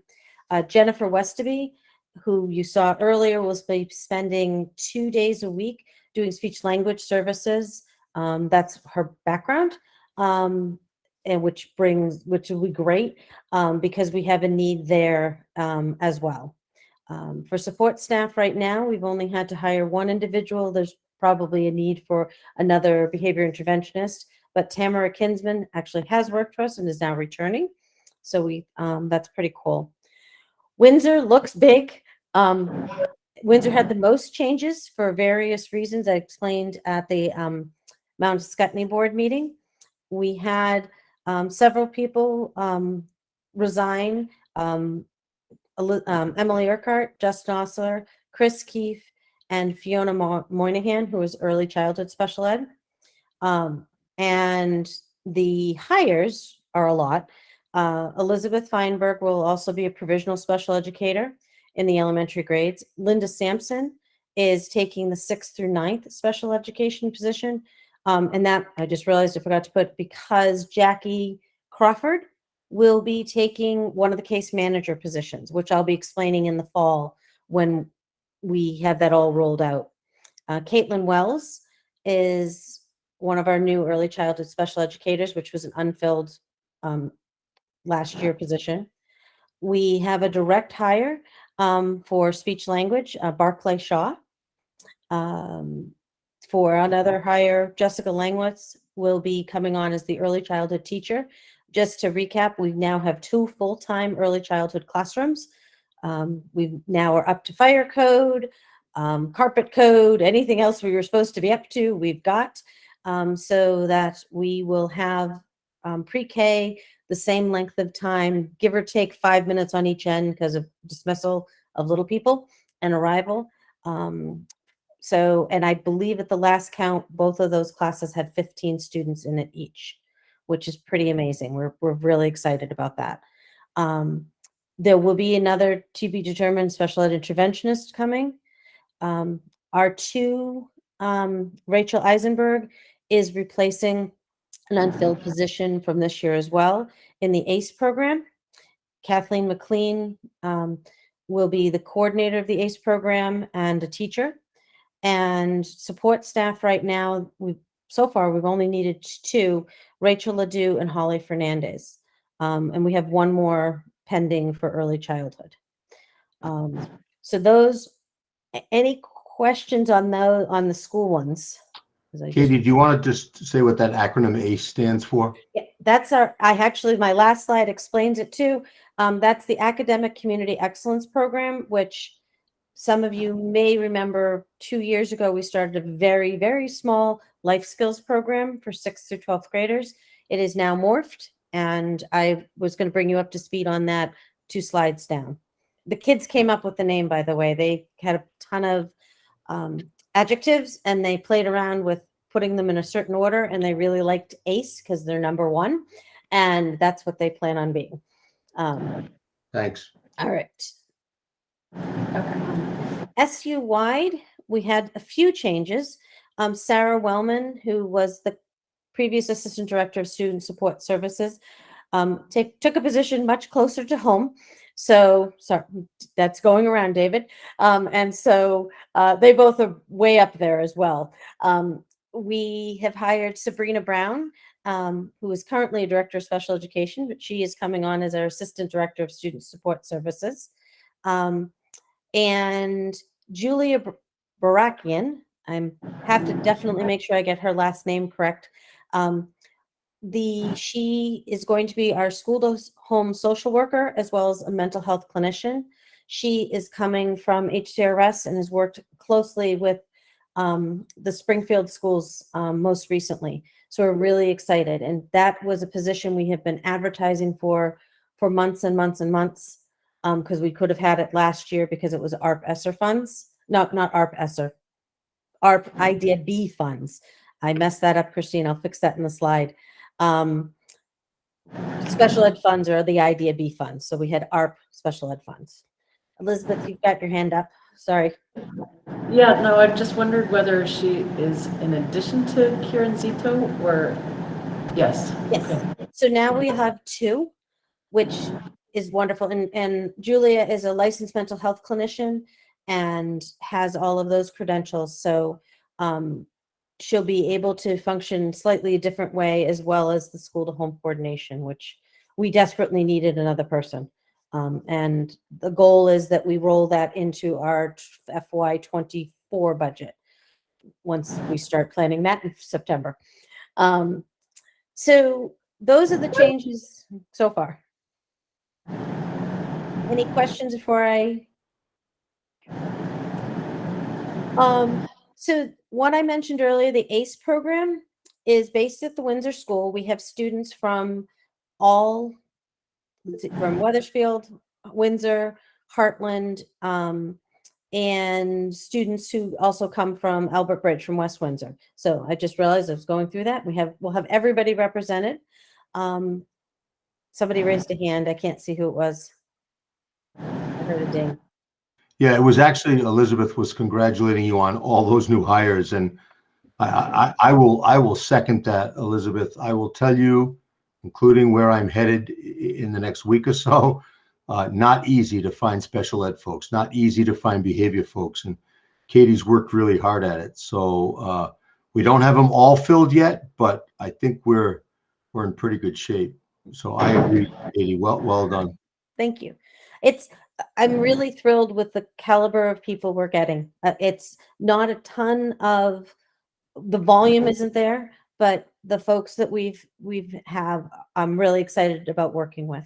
So in the ACE program, we're going to have pods of 5 students each, rotating on a rotating schedule so that most of their learning will be done in a small group, and that'll enable us to do community integration, academic skills, lifelong learning. We're looking at social emotional instruction, as well as the individualized nature. Some students will be at HACTC, the tech center. Some students will have internships. Other students will be taking classes at the high school. So it is very individualized. No, not one student's program is the same. But there were some themes we wanted to solidify, which was the integration of our mental health services, occupational health, or OT, speech language, and physical health for all students. So our professionals in those areas will be rotating in teaching things that some of our students need small groups for. And that'll be on a regular basis, including having a designated mental health professional. lot of people at first thought this was just going to be a program for students who needed like life skills, sort of the developmental services, things along those lines, post high school.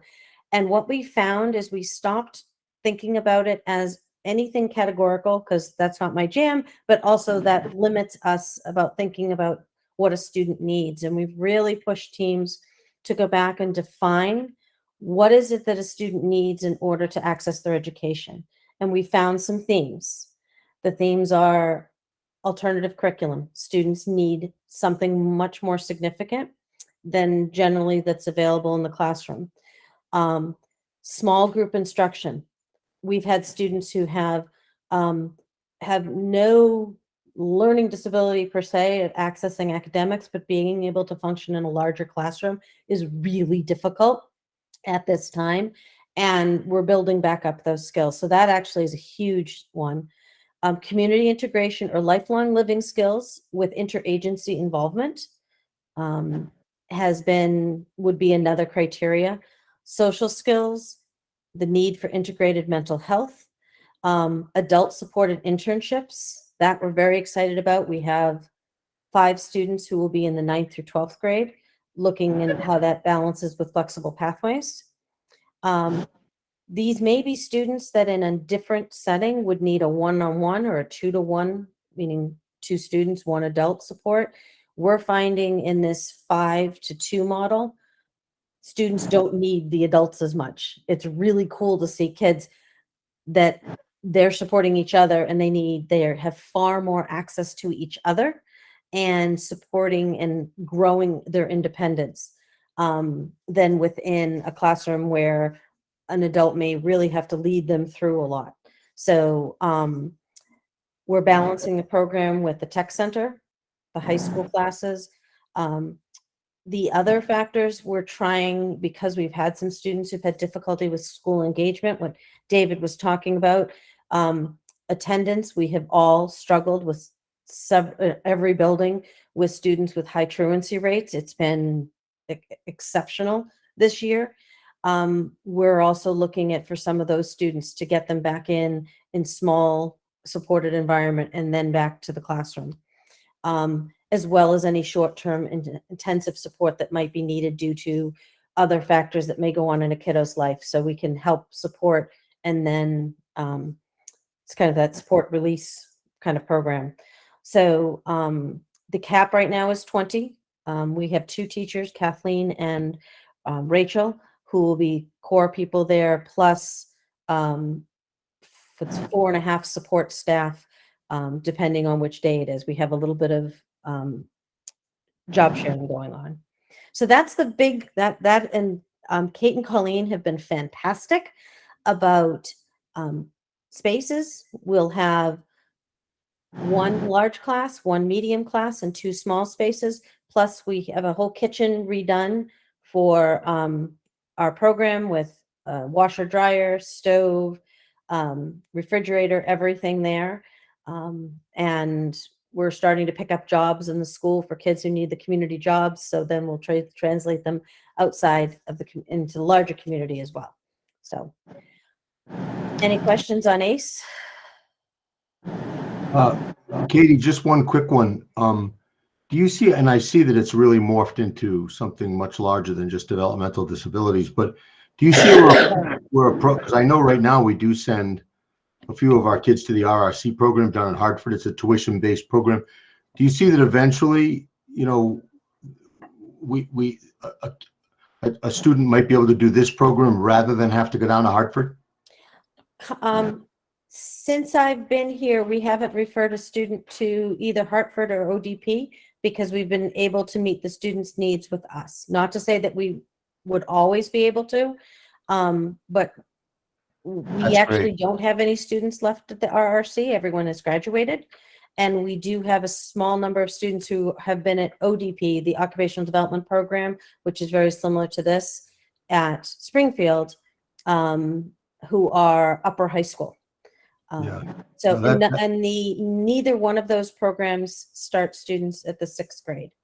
That's right. So we had a pot of kids who that was best fit for the students. But our goal is to build our own. And this came, many of you might remember 3 years ago, way before, right as COVID started, came from a parent who said, really, who has a great student, awesome kiddo. Parent said, I want my kid to stay. What can you build? What can you do? Yeah. And Well, that's what I was going to say, Katie. Yeah, I was going to say thank you for the work that's gone into this, because from a parent perspective, I know that, sometimes those programs, they take the kids out of their peer group, they take them out of the community, they take them out of, and so I think that, as we've often said, the closer to home, you can't always do it. There are just times you got to look outside, but I think building your own capacity here and using staff creatively is really going to pay off for those parents and for those kids. On the other end, the alternative elementary classroom, which is an SU-wide program as well, it's currently going to be housed at Heartland. So some of you may know that there are a couple of clinics in the area that work with students full-time who are on the autism spectrum, that their students receive, or individuals that receive, very intensive services up to 40 hours a week. Some of those kiddos, it is their pre-K program, for example, and sometimes up through K or 1 if a parent chooses. One clinic is a school, and the other one is a medical clinic. We are seeing an increase of students coming up through the early elementary grades, pre-K up, that have had significant clinic-based services, which is awesome. It's incredible. We partner with them to provide special education services for students on IEPs. What we have right now is a pot of students coming through that have received significant clinic-based services full-time. And in meeting with all of their teams, it was determined that we were looking at the best fit for how to come to then school, how to do this. And what we've decided is, as part of their program, working at a bridge, and we toyed around calling this kind of the bridge kindergarten and first grade program, but looking at the opportunity to intensively work with students on the school skills that they need in a small structured classroom with highly trained staff, supervised and supported by a board certified behavior analyst that will integrate into the K or the 1 classrooms. Right now, that's the age group that we have. It's not to say we will not have other age groups at some point. And the teachers are all committed at Heartland. They've been fantastic. The K, TK, and the teacher, who will be Tyler Graves, are all going to collaborate on curriculum, things like Forest Fridays, all the opportunities for social emotional integration as students learn about being in a larger classroom. One of the largest barriers for many students on the spectrum, in addition to language barriers, is sensory needs.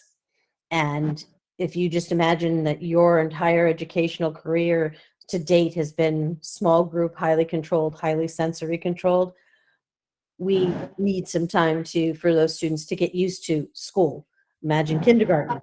It's not exactly sensory friendly all the time, just by the nature of all those kiddos and people and what's happening. So the collaboration, the bridge, the goal is inclusion. We've been really clear. All the kids have plans for an inclusive program, but we're taking it at their pace and based on their needs. So we're pretty excited about this. It's taken some time to build, and we will be working on it over the summer. And I already explained the mental health piece. And just to give you a glimmer for the fall, I will share, I've alluded to this a couple times, our case manager model that we'll be rolling out. We'll be communicating this to teachers and parents in letters and flowcharts so that people understand what we're doing. We're basically separating out the paperwork from the teacher because of the heavy burden right now on our required paperwork. It's quite weighty and not getting any less. We have a mentoring grant that I will know more about in the fall. And I started with Heartland the other day, and we'll be doing the a special ed circuit at the different schools to talk about Act 173 and what that really means for the changes for our special education approaches. Some pretty neat changes and good opportunities for us to do things, continue to work on doing things that benefit all students in a way that we may not have thought about before or have been able to do before. So that'll be in the fall. I haven't talked this much in like 3 weeks, so I understood that. Oh. Thank you, Katie.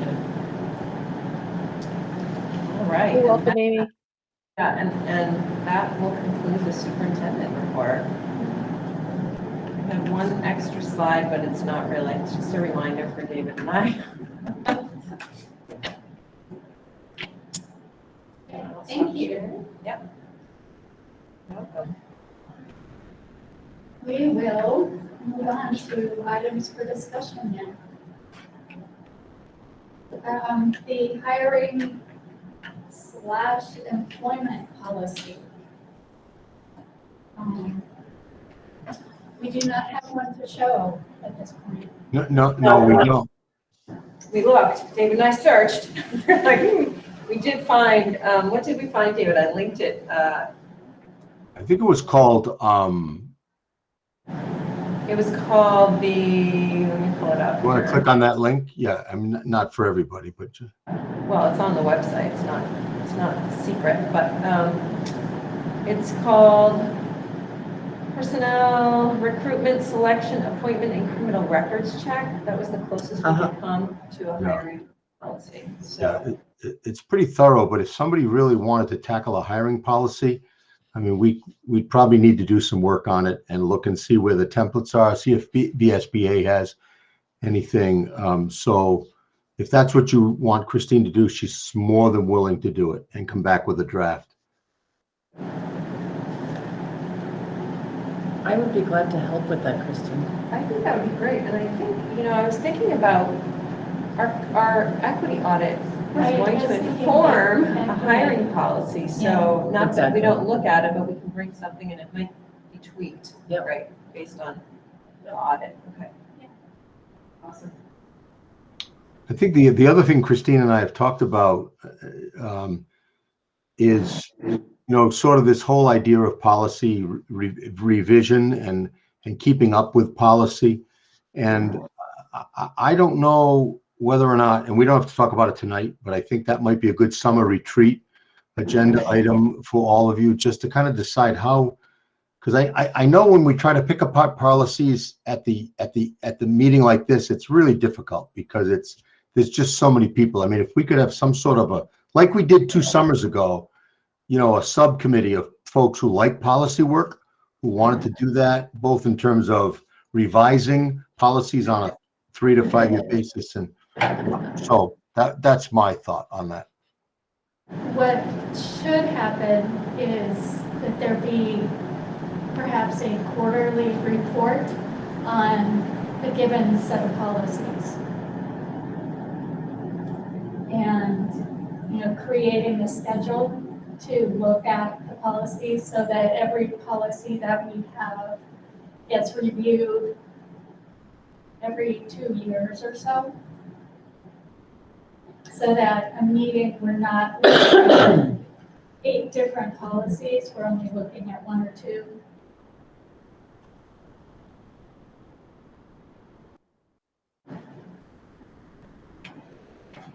Elizabeth. Sorry, I didn't know whether to, where do I look? Where?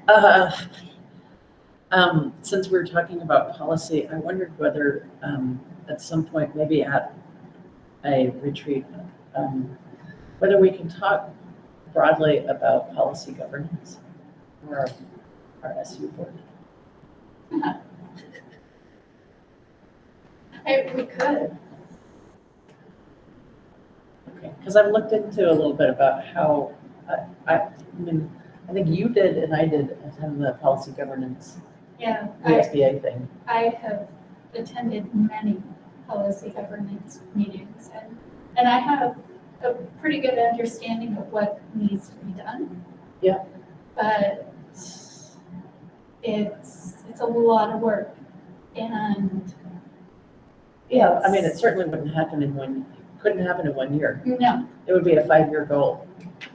But, I mean, it would necessarily be a 5-year goal, but we might want to just talk about it on our SU board to see whether there's an interest in moving in that direction. yeah, because there are certainly other schools that have made the jump and they are functioning and things are going well Yeah. with policy governance.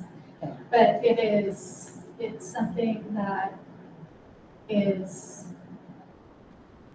we would still have all of these policies like what we're talking about. Yep. But there would be a whole separate set of policies as far as who is responsible for what and how that gets reported out. And then there would be a series of metrics for each of those pieces. And then the board meeting would consist mostly of hearing updates on the metrics and then talking about, what other policies need to be constructed in order to address any metrics that have, Yes. Ends and means and. Yeah, I think it's worth at least discussing on our. Yeah.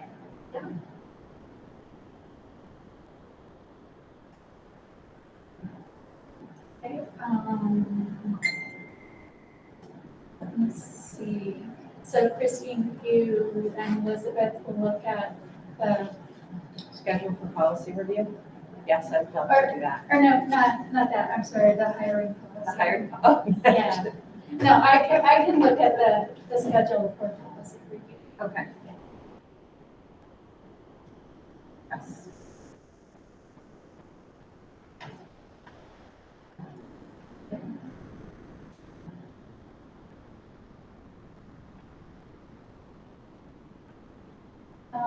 Next, we have our school board portal. All right, so I'm just going to share my screen.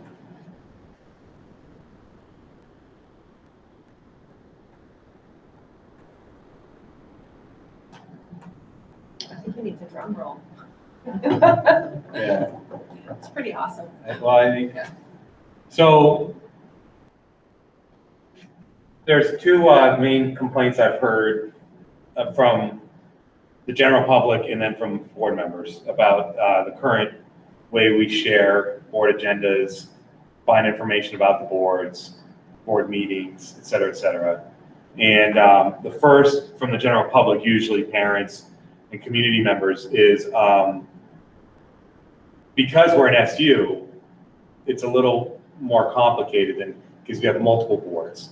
So they go to the Weathersfield School website and they're looking for their board, but what they're really interested in was going to the SU board. So they can't find the SU board, or they find the SU board, but they can't find the Mount Scotney board. It's really complicated to find out which board they're trying to find. And then they expect something to be on the agenda for the Mount Scotney board, and to find out it was supposed to be at the SU board meeting, et cetera, et cetera. And so that was something, Ryan and Mike and myself were going back and forth, trying to figure out, look at other schools' websites and see how we can solve that.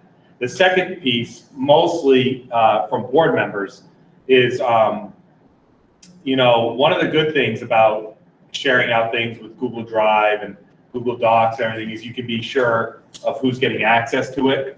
Because if you share it to a particular Google account and it's not their account, then another person can't access it, right? But one of the drawbacks is it is a little, if those permissions aren't set perfectly, yeah, sorry about how nice it is in here. Cool. We'll have to get a key in that closet. Yeah. So is one of the issues is those permissions aren't set correctly, it can be hard to access it. So we have board members who even though they're logged into their Gmail, can't access it. We got to play with the permissions. So we wanted to come up with a way around that one too. So those are the two main things I'm going for. And then separately, I wanted to create something that was very clean, very simple, that answers both of those issues. And I think we came up with that, which basically you're looking at it. It's a website, but it has other features. So, you know, for example, right here under meetings, right at the top, you click on that, and I'll share this tab instead. And Lori and I went through and we added all the meetings for all the boards at one link, just on a spreadsheet. Everybody can see it. We highlighted the ones that aren't, you know, where they should be. So for example, December 19th, like you wouldn't meet on December 25th. So usually that one would be moved from actually December 26th, sorry. That moves to the 19th. And again, this can be updated. We have a little disclaimer down at the bottom. Future meeting dates are subject to change. And then we link back to the board page. So let me go back to the board page and show you how I got there. That was just for the meeting schedule. So that way there would be no confusion. You could go to one page, click one link, and you could see where Heartland meets, the day Wethersfield meets from one place. Again, trying to answer that community involvement issue and concern. We got all our board members here. If I click on it, it drops down. It shows all the board members and emails.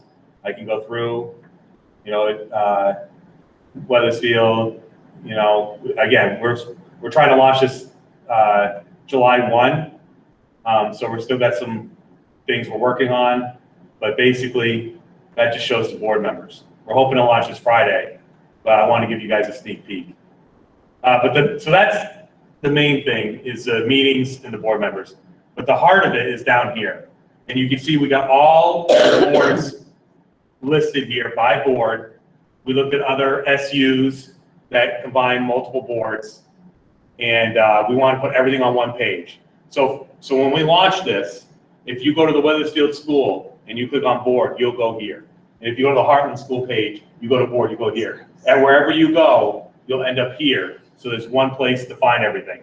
And it just works as you expect it would. If I'm interested in the SU board, I click on it, and it loads, and you can see previous school years. Again, it would be by fiscal year. So this folder right here, which is the meeting we're at today, would go in that folder for 21-22, because we're closing down 21-22. And your first SU meeting in July will be of 22-23, and that's where that's going to go.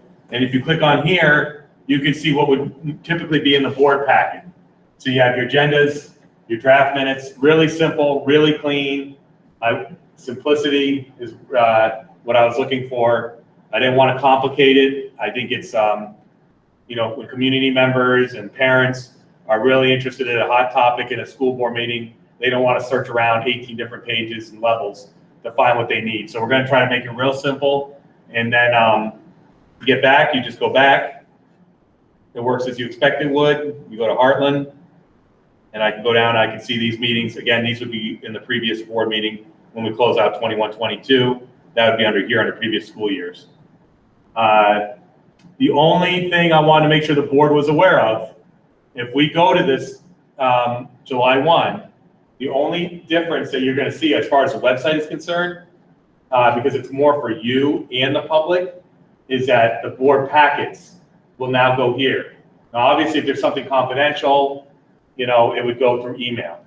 But if it's policy readings, agendas, which are always been on the website, and minutes, which have always been on the website, there might be other things like letter of resignations, anything that's a public document that would normally go in the old style board packets, which we used to print out a bunch of them, and now everything's digital.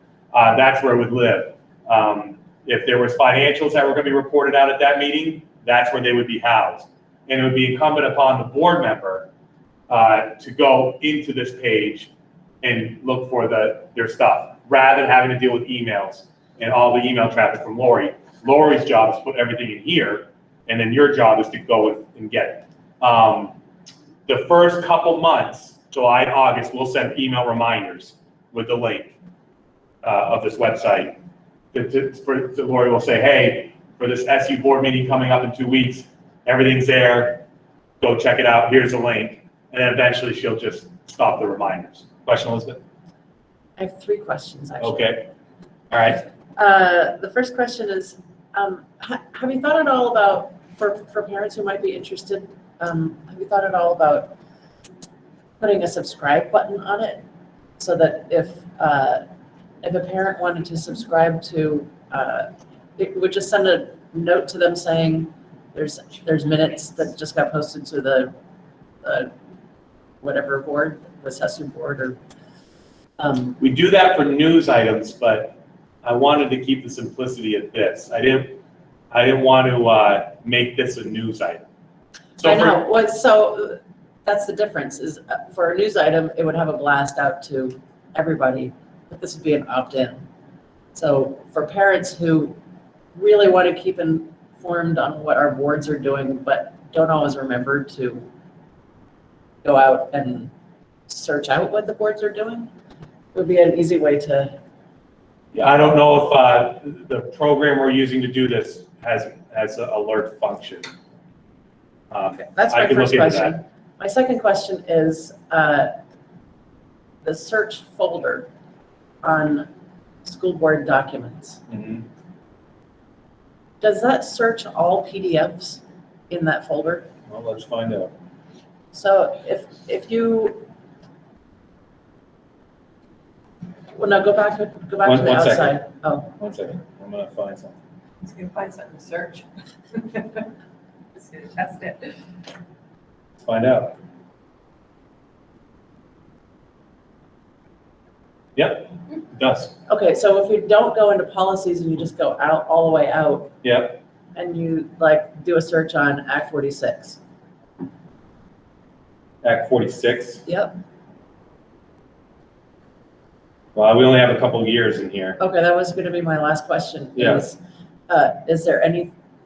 Does the Mount Escutney School Board predate the Mount Escutney School Board? Is there an archive anywhere of the? There is an archive at the Windsor? central office, but it wouldn't be on the website. Everything is archived there. I think Lori could go back 2 years. As you might remember, there was some turnover in David's secretary position. There was 3 employees in 3 years or whatever. And we lost some of the stuff. We haven't lost it, but as far as the website PDFs are concerned, from 17, 18. So I think we have 19, 20, and I think we have 2021, 21, 22, and I think I get 19, 20. So there's no archive going further. Not digitally. Okay. Not digitally. I used to keep everything up to date on the website, the old website in iteration, probably 5, 6 years ago, in my Google Drive files that I have now unshared. So I might have it. That Diane used to throw the stuff in there. But yeah, right now I think for launch we're only going to have the last 3 years, because I count this year. Now I'll look into the alert button, and it looks like it only searches the folders that are in there, right? So if I went to SU, and if I do per diem here, it shouldn't work. Sorry.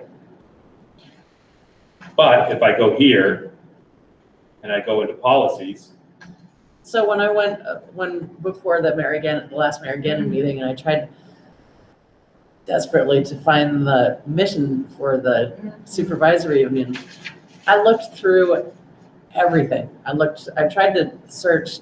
It's not I don't think it's possible to search minutes, but I looked at minutes for the SU board going back the last 2 years and find it. And yeah, so I can. So for Heartland's a good example, because we have Heartland in here pretty much ready for launch. So let me go. I can search for minutes. So that what you're saying is this would help you, because if I go here, let's try this. So now I'm in Heartland, and I go.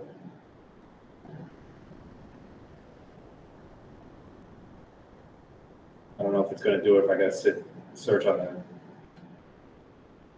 Yeah, so I got to go into the PDF. So we could do it a couple ways to make it really searchable. I could for previous school years.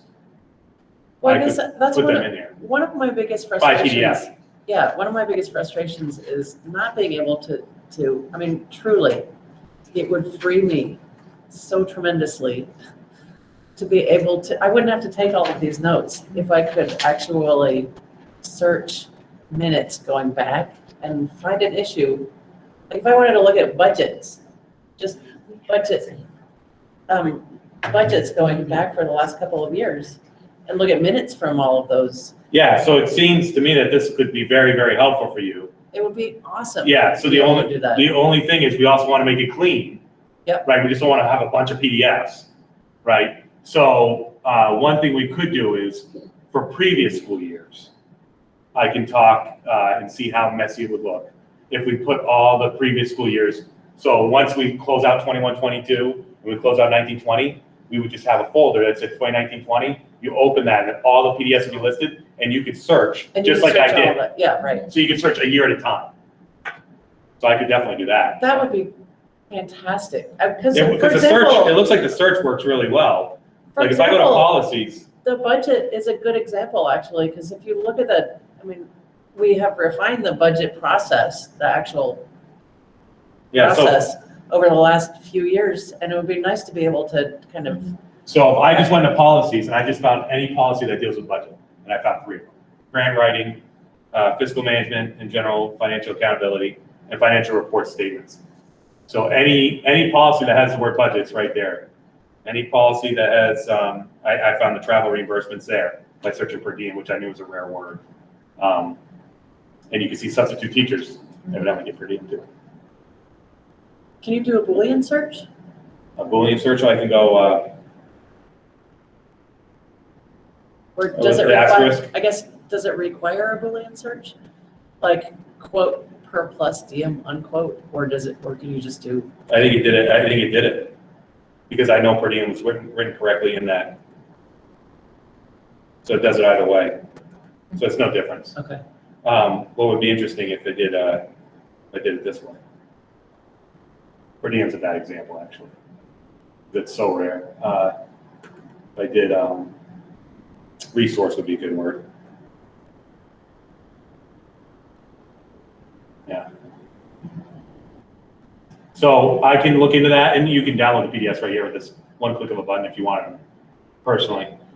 So I can do that. I can look into previous school years, putting them all in PDFs so that they could use the tool to search it. That would be great. The alert thing is going to be tough because this is a software thing it's more built for like as a website. It's not built for alerting like news.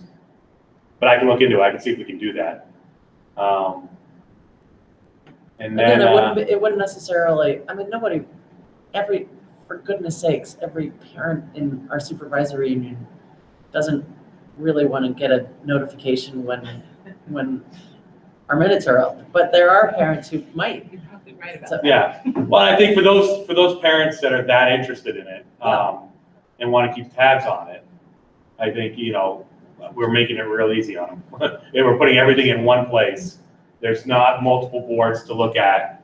If it's a Mount Scottney issue or SU issue, they can go to one page. They don't have to go and filter. So we're trying to find as far as like website design, sometimes simplicity is the ultimate sophistication. So you want to keep it as simple and clean, and we can add to it. But at launch, I didn't want to make it too busy. Thank you so much for doing this, Larry. Yeah. This is going to be really good. And there should be no more emails other than reminders that she's put the stuff in from Lori with PDFs, unless it's a confidential thing that only you have access to. Everything will be in those folders. And then eventually you'll kind of train yourself to go to the website and she'll say, hey, everything's in there for Mount Scottney, everything's in there for Heartland.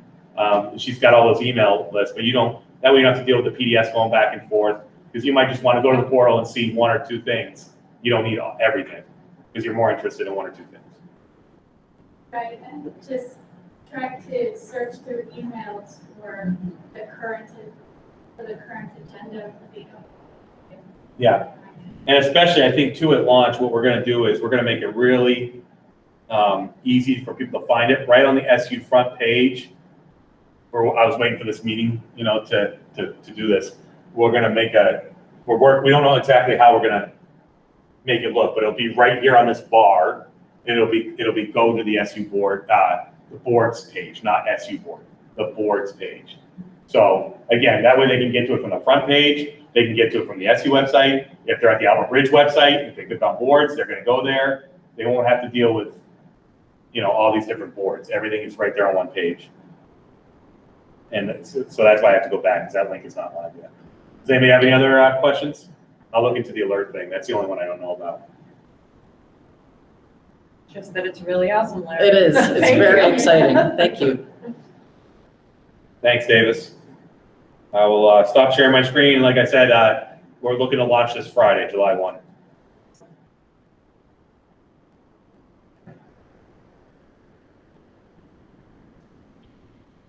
Great, thank you. Thank you. Next, we have people privacy rights and people privacy rights procedures. And that's the second reading. Are there any questions or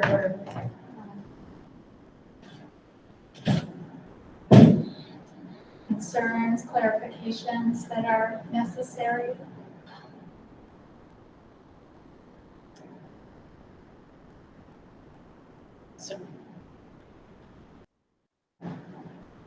Yeah. Just to clarify, we don't approve the procedures, we just, we approve the Right. procedures, but we don't pass them. Right. Yeah, it's not. Correct. It's not like the policy that we have to. Right. Has there been any input, or has our board received any comments from parents on this? Not to my knowledge. Oh.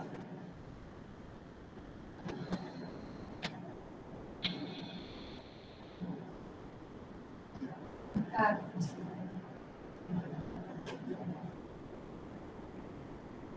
I'm trying to think, with the exception of the anti-racism policy, the equity policy, and the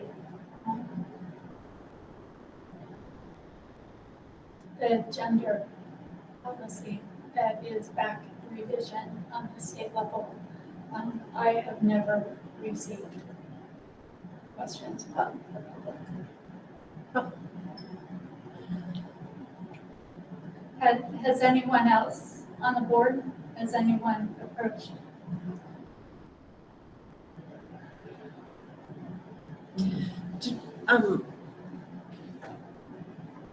Here's a question.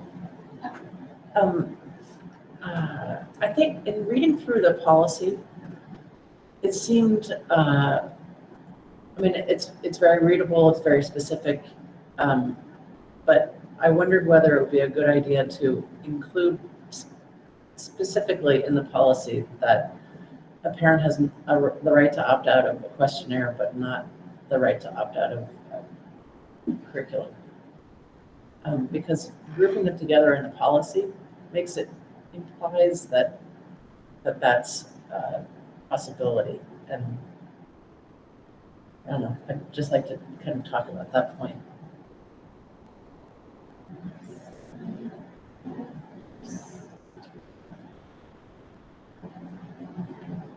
So this is where it would be really handy.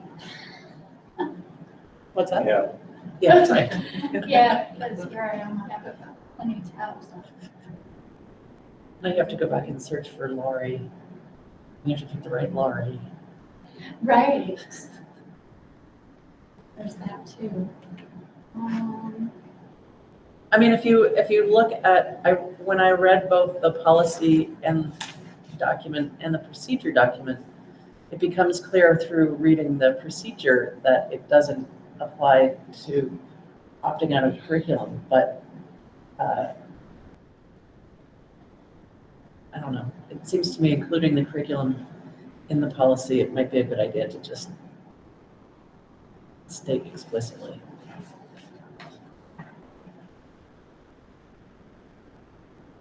Is that any curriculum? Because that does come up, parents ask. I know. Opt out of curriculum. There are teachers who adhere to the wishes of parents, and I don't know if they know that they don't have to do that.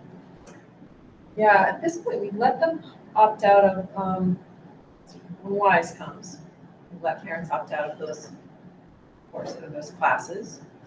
But it does make some parents feel like they can opt out of other curriculum. So it would be nice to have something I agree. in a policy that states that that is not the case. Yep.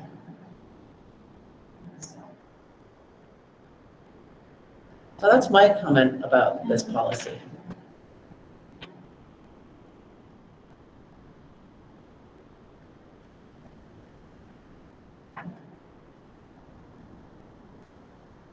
Okay, we can look at it one more month. So you would like the policy itself to say? Yeah, I'd like it to say specifically that the opt-out includes opting out of questionnaires, but it doesn't include opting out of curriculum. Like for surveys? Yeah, surveys and questions. Elizabeth, can you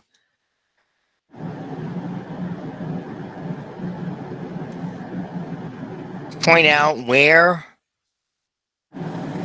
it suggests that parents have the right to opt out of curriculum? Are you talking about? It doesn't suggest that, and my point is that by having it, but my point is twofold. One is by having it grouped with surveying and questionnaires, that it kind of primes the mind to think that it's going to include an opt-out for that if the policy isn't read very carefully. The procedures doc then further, guides you to understanding that it's for surveys and questionnaires, but by having the curriculum by having the rights of parents to inspect curriculum, I don't have the document open right now, but by having the rights of parents to inspect curriculum, I think what I'm saying is that I think it should say specifically that parents have the right only to inspect curriculum and not to opt out of it.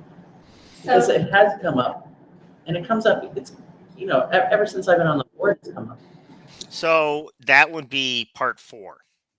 That's, I was going to say, part 4, the right of a parent to inspect upon request any instructional material used as part of educational curriculum for the parent's child and any applicable procedures for granting access to such material within a reasonable time after the request is received. Is that what you were? Yep.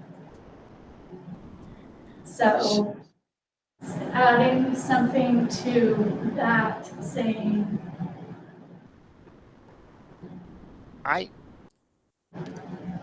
don't think anything should be added to that. I don't think that has anything to do with pupil privacy rights whatsoever. I'm not sure why number 4 is even in this. It has Yes, I agree. And so the other possibility is just taking it out, because it's really it seems to me that the policy is really more addressing parental rights versus privacy. And maybe it would be a good idea to put 4 in a separate policy, but that also includes specifying that curricula are at the that it's not possible to opt out of curricula, and that is at the under the discretion of. Right. So I think that's a completely different I know. policy, a completely different discussion. I don't think number 4 should be included in this whatsoever. I don't remember anywhere in the procedure, which I have to say off the bat, the procedure is a hot mess, but I mean, I think it's pretty good, but grammatically, and I don't know if that's going to go through an editing process, the procedure, but that's a whole nother topic. I don't remember reading in the procedure anything about the procedure, how a parent gets a copy of the curriculum. I may be mistaken though. Well, why don't we, I mean, I don't know what Beth wants to say, but I think we should consider dropping 4 and putting it in a separate policy. It might already be in the curriculum policy. So Beth, you have your hand raised. Yeah, so I'm thinking, like, I agree. I think it seems like an odd thing to be putting in a privacy policy, because it seems out of context there. But I also think, I'm not sure I agree 100%, Elizabeth, because there's also situations with like sex ed and things like that come up that regularly we will put out a opt-out option for parents if they decide not to do that. That's part of the curriculum. So I think we just need to be careful. I mean, I may not agree with opting your kid out of that, but it is I know that's something that I believe we regularly do already. Well, I think that's in policy someplace else. Yeah. For example, Hartford has a policy about opting out of animal dissection. I don't know if Windsor Yeah, it's similar. Southeast has It's the a same kind of similar. idea, but it's part of the curriculums, you would think. So I'm not sure. Right. So that would be part of a curriculum opt-out policy, not part of a pupil privacy rights. I think that's definitely something worth exploring in a completely different policy. Right, and I believe it is in a policy that's more targeted for curriculum.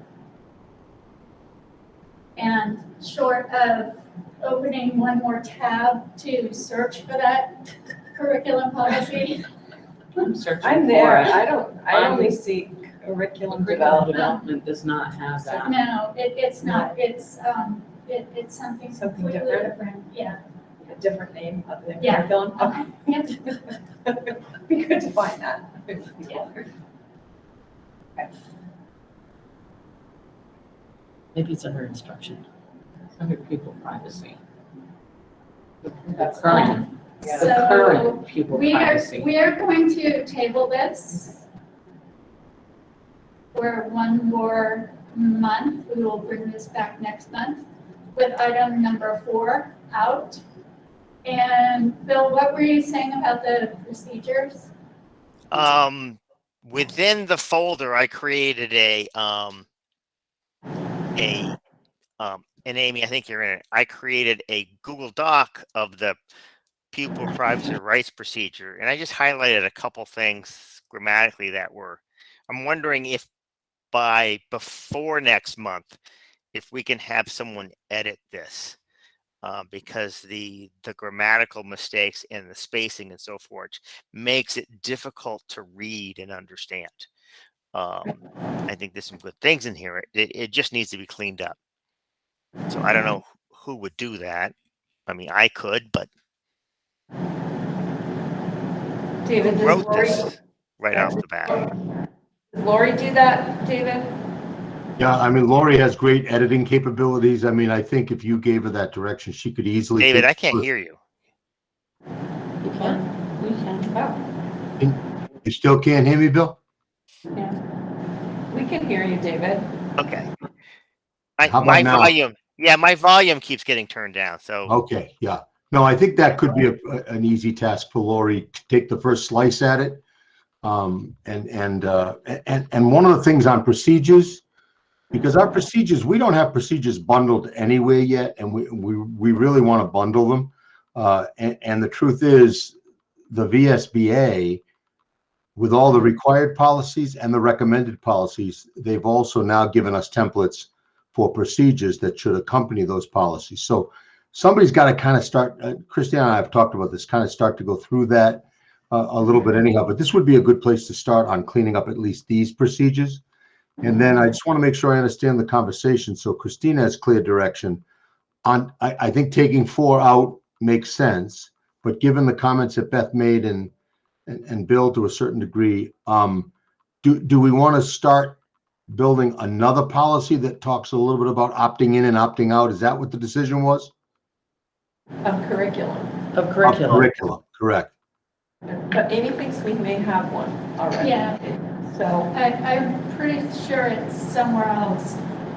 Okay, so Christine, you know that that's kind of the next step here. Okay, number 4 out, and All look right. for another policy. sounds good. And then I'll ask Lori to clean up the procedures. Bill, if you share your Yeah, edited version with me. yeah, and to Elizabeth's point, I think it's good for the board to take a look at procedures, but there's no, there's no necessary approval of those procedures. Those are really internal documents that guide the administrators. So Elizabeth was absolutely right there, but it still should be a document that is readable and isn't that choppy. And I think what happened is that's just a template that we grabbed and we need to, it needs to be cleaned up.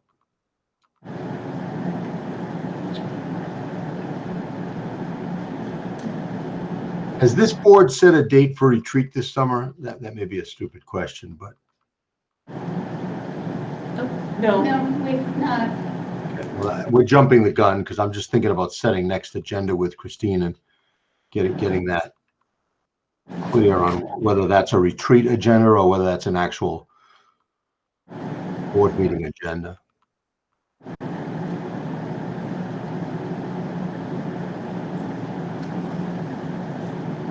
Yeah, we can talk about that when we come to setting the next agenda.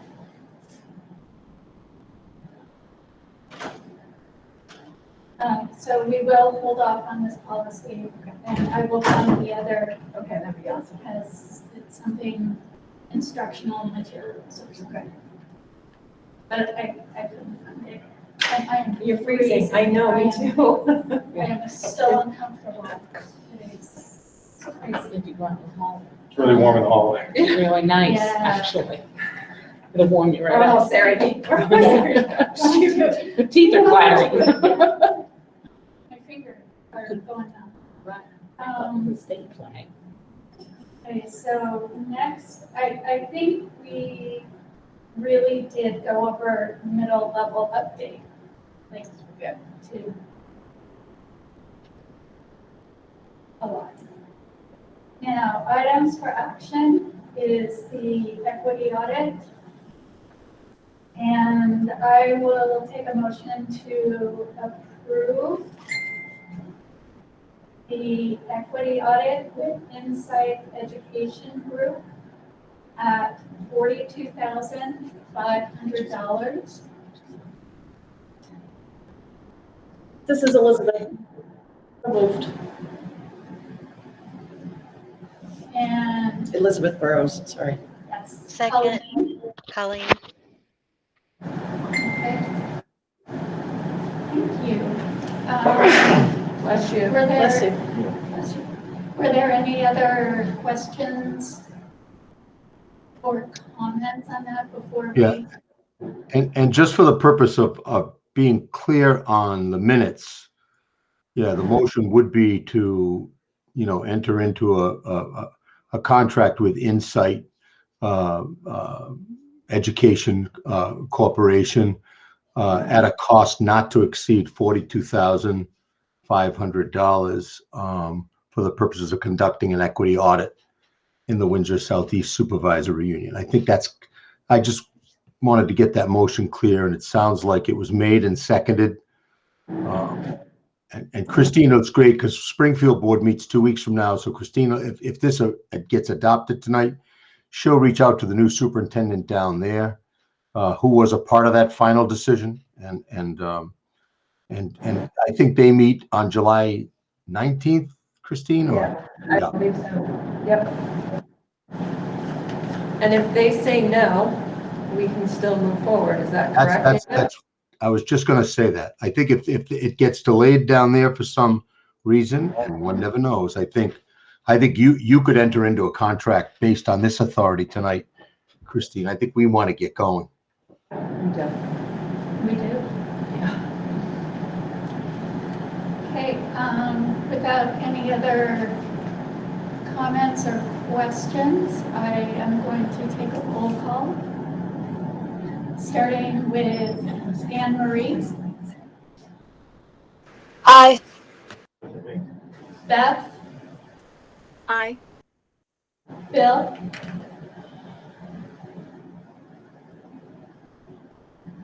Maybe he muted himself. Aye. I dropped my mouse.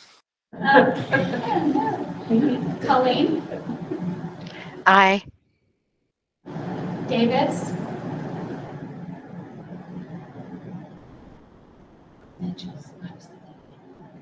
I saw his lips move. I didn't hear anything though. I think your volume might be off. Is that possible? I can't hear you. Can you hear us, Davis?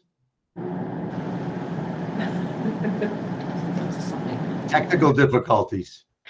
Thumb up for aye. up for aye. I think he's typing in the chat. Chat, he said aye in the chat. He put it in the chat. Yes. Aye for Davis. Yeah. Way to go. Elizabeth, Aye. Mark, Aye. and Rebecca. Aye. And I, Amy, am an I. So, That's great. yay.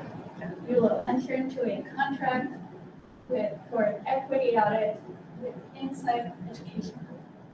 Excellent. Thank you. Thank you so much.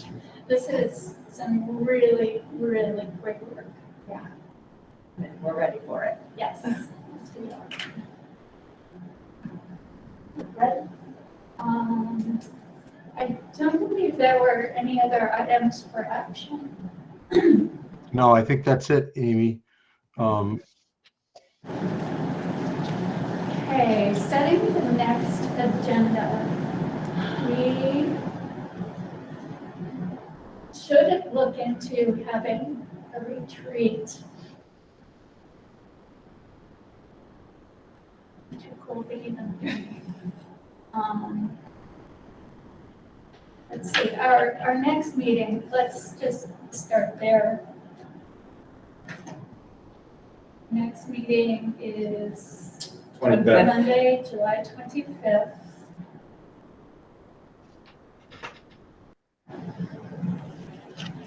We could start that meeting early and have a retreat. Perhaps have it outside. We have the Montesquieu retreat that week as Oh, well. we do, oh, okay.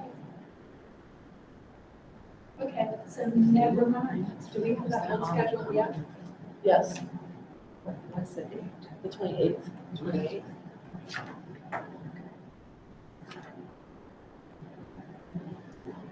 That's the earliest. July Is 28th. somebody sending out calendar invites? Or I thought we'd reserved 2 different nights, but I haven't seen any. It's not night, I believe it's during the day. That was, Okay. Okay. I don't, July 28th, a Thursday, let me just check. during the day. let me check the board portal.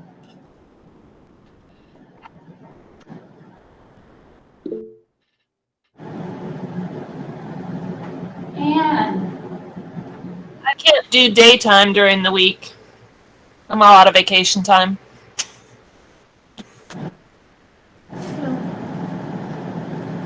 That would be Yeah, that's Mount Scott. yeah, this was the Mount Scottney. It just says the date, and the date that we landed on was Thursday, July 28th, and it doesn't say, it says Elizabeth did not give me a time for the meeting, but I assume it would be late afternoon / evening. So that's in the board portal. In the board portal, I have July 11th and July 28th. Yeah. Board retreat. Lori put that in. I don't Okay. maintain it. The 28th, And 11. and are we meeting the 11th? So is that We're gonna have placement an of the 11th? abbreviated meeting on the 11th so that we can conduct whatever business there is. But it won't be, I don't. And So then- I'll just make sure that, just touch base with Lori and make sure that that's a separate meeting that she can, I mean, if it's gonna be outside, so is the assumption that it's gonna be in person, no Google Meet, if it's outside? Yeah. Okay, so I just mean, the normal, The retreat, yeah. okay, Yeah, so then we don't need a Google Meet link then. No, yeah, no. All right. That's right. late afternoon? Yep. 4:30? Sure. I mean, I don't, it doesn't matter to me, I'm just gonna put it in my calendar. So, yeah, I was gonna have a settlement at the 11th meeting. Okay, so we'll talk about it on the Yeah. 11th, okay, I'll just put a placeholder. okay, so, for the SU board, it will be a regular meeting on July 25th at. 28th. Or, sorry. No, the 20th. 25th, I'm sorry, you're right. Yeah. It's like, Too many days. At That's what I got. 6:30, it will be a regularly scheduled meeting. It will be hybrid. And if this air conditioning is on, I will be outside. I'll get a key Thank you. so that we can turn it off.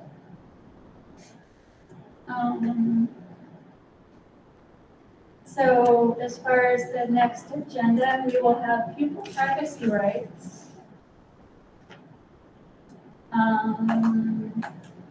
Probably equity audit update. I think it'd be good to carry that.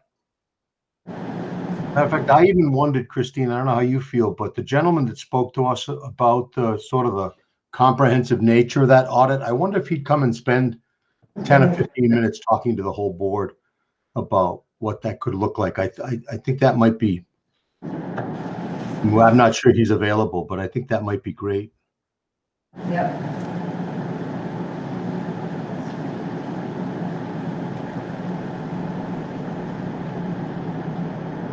And then just because it's July and need for a short meeting, if we had those as the main items with a superintendent's report.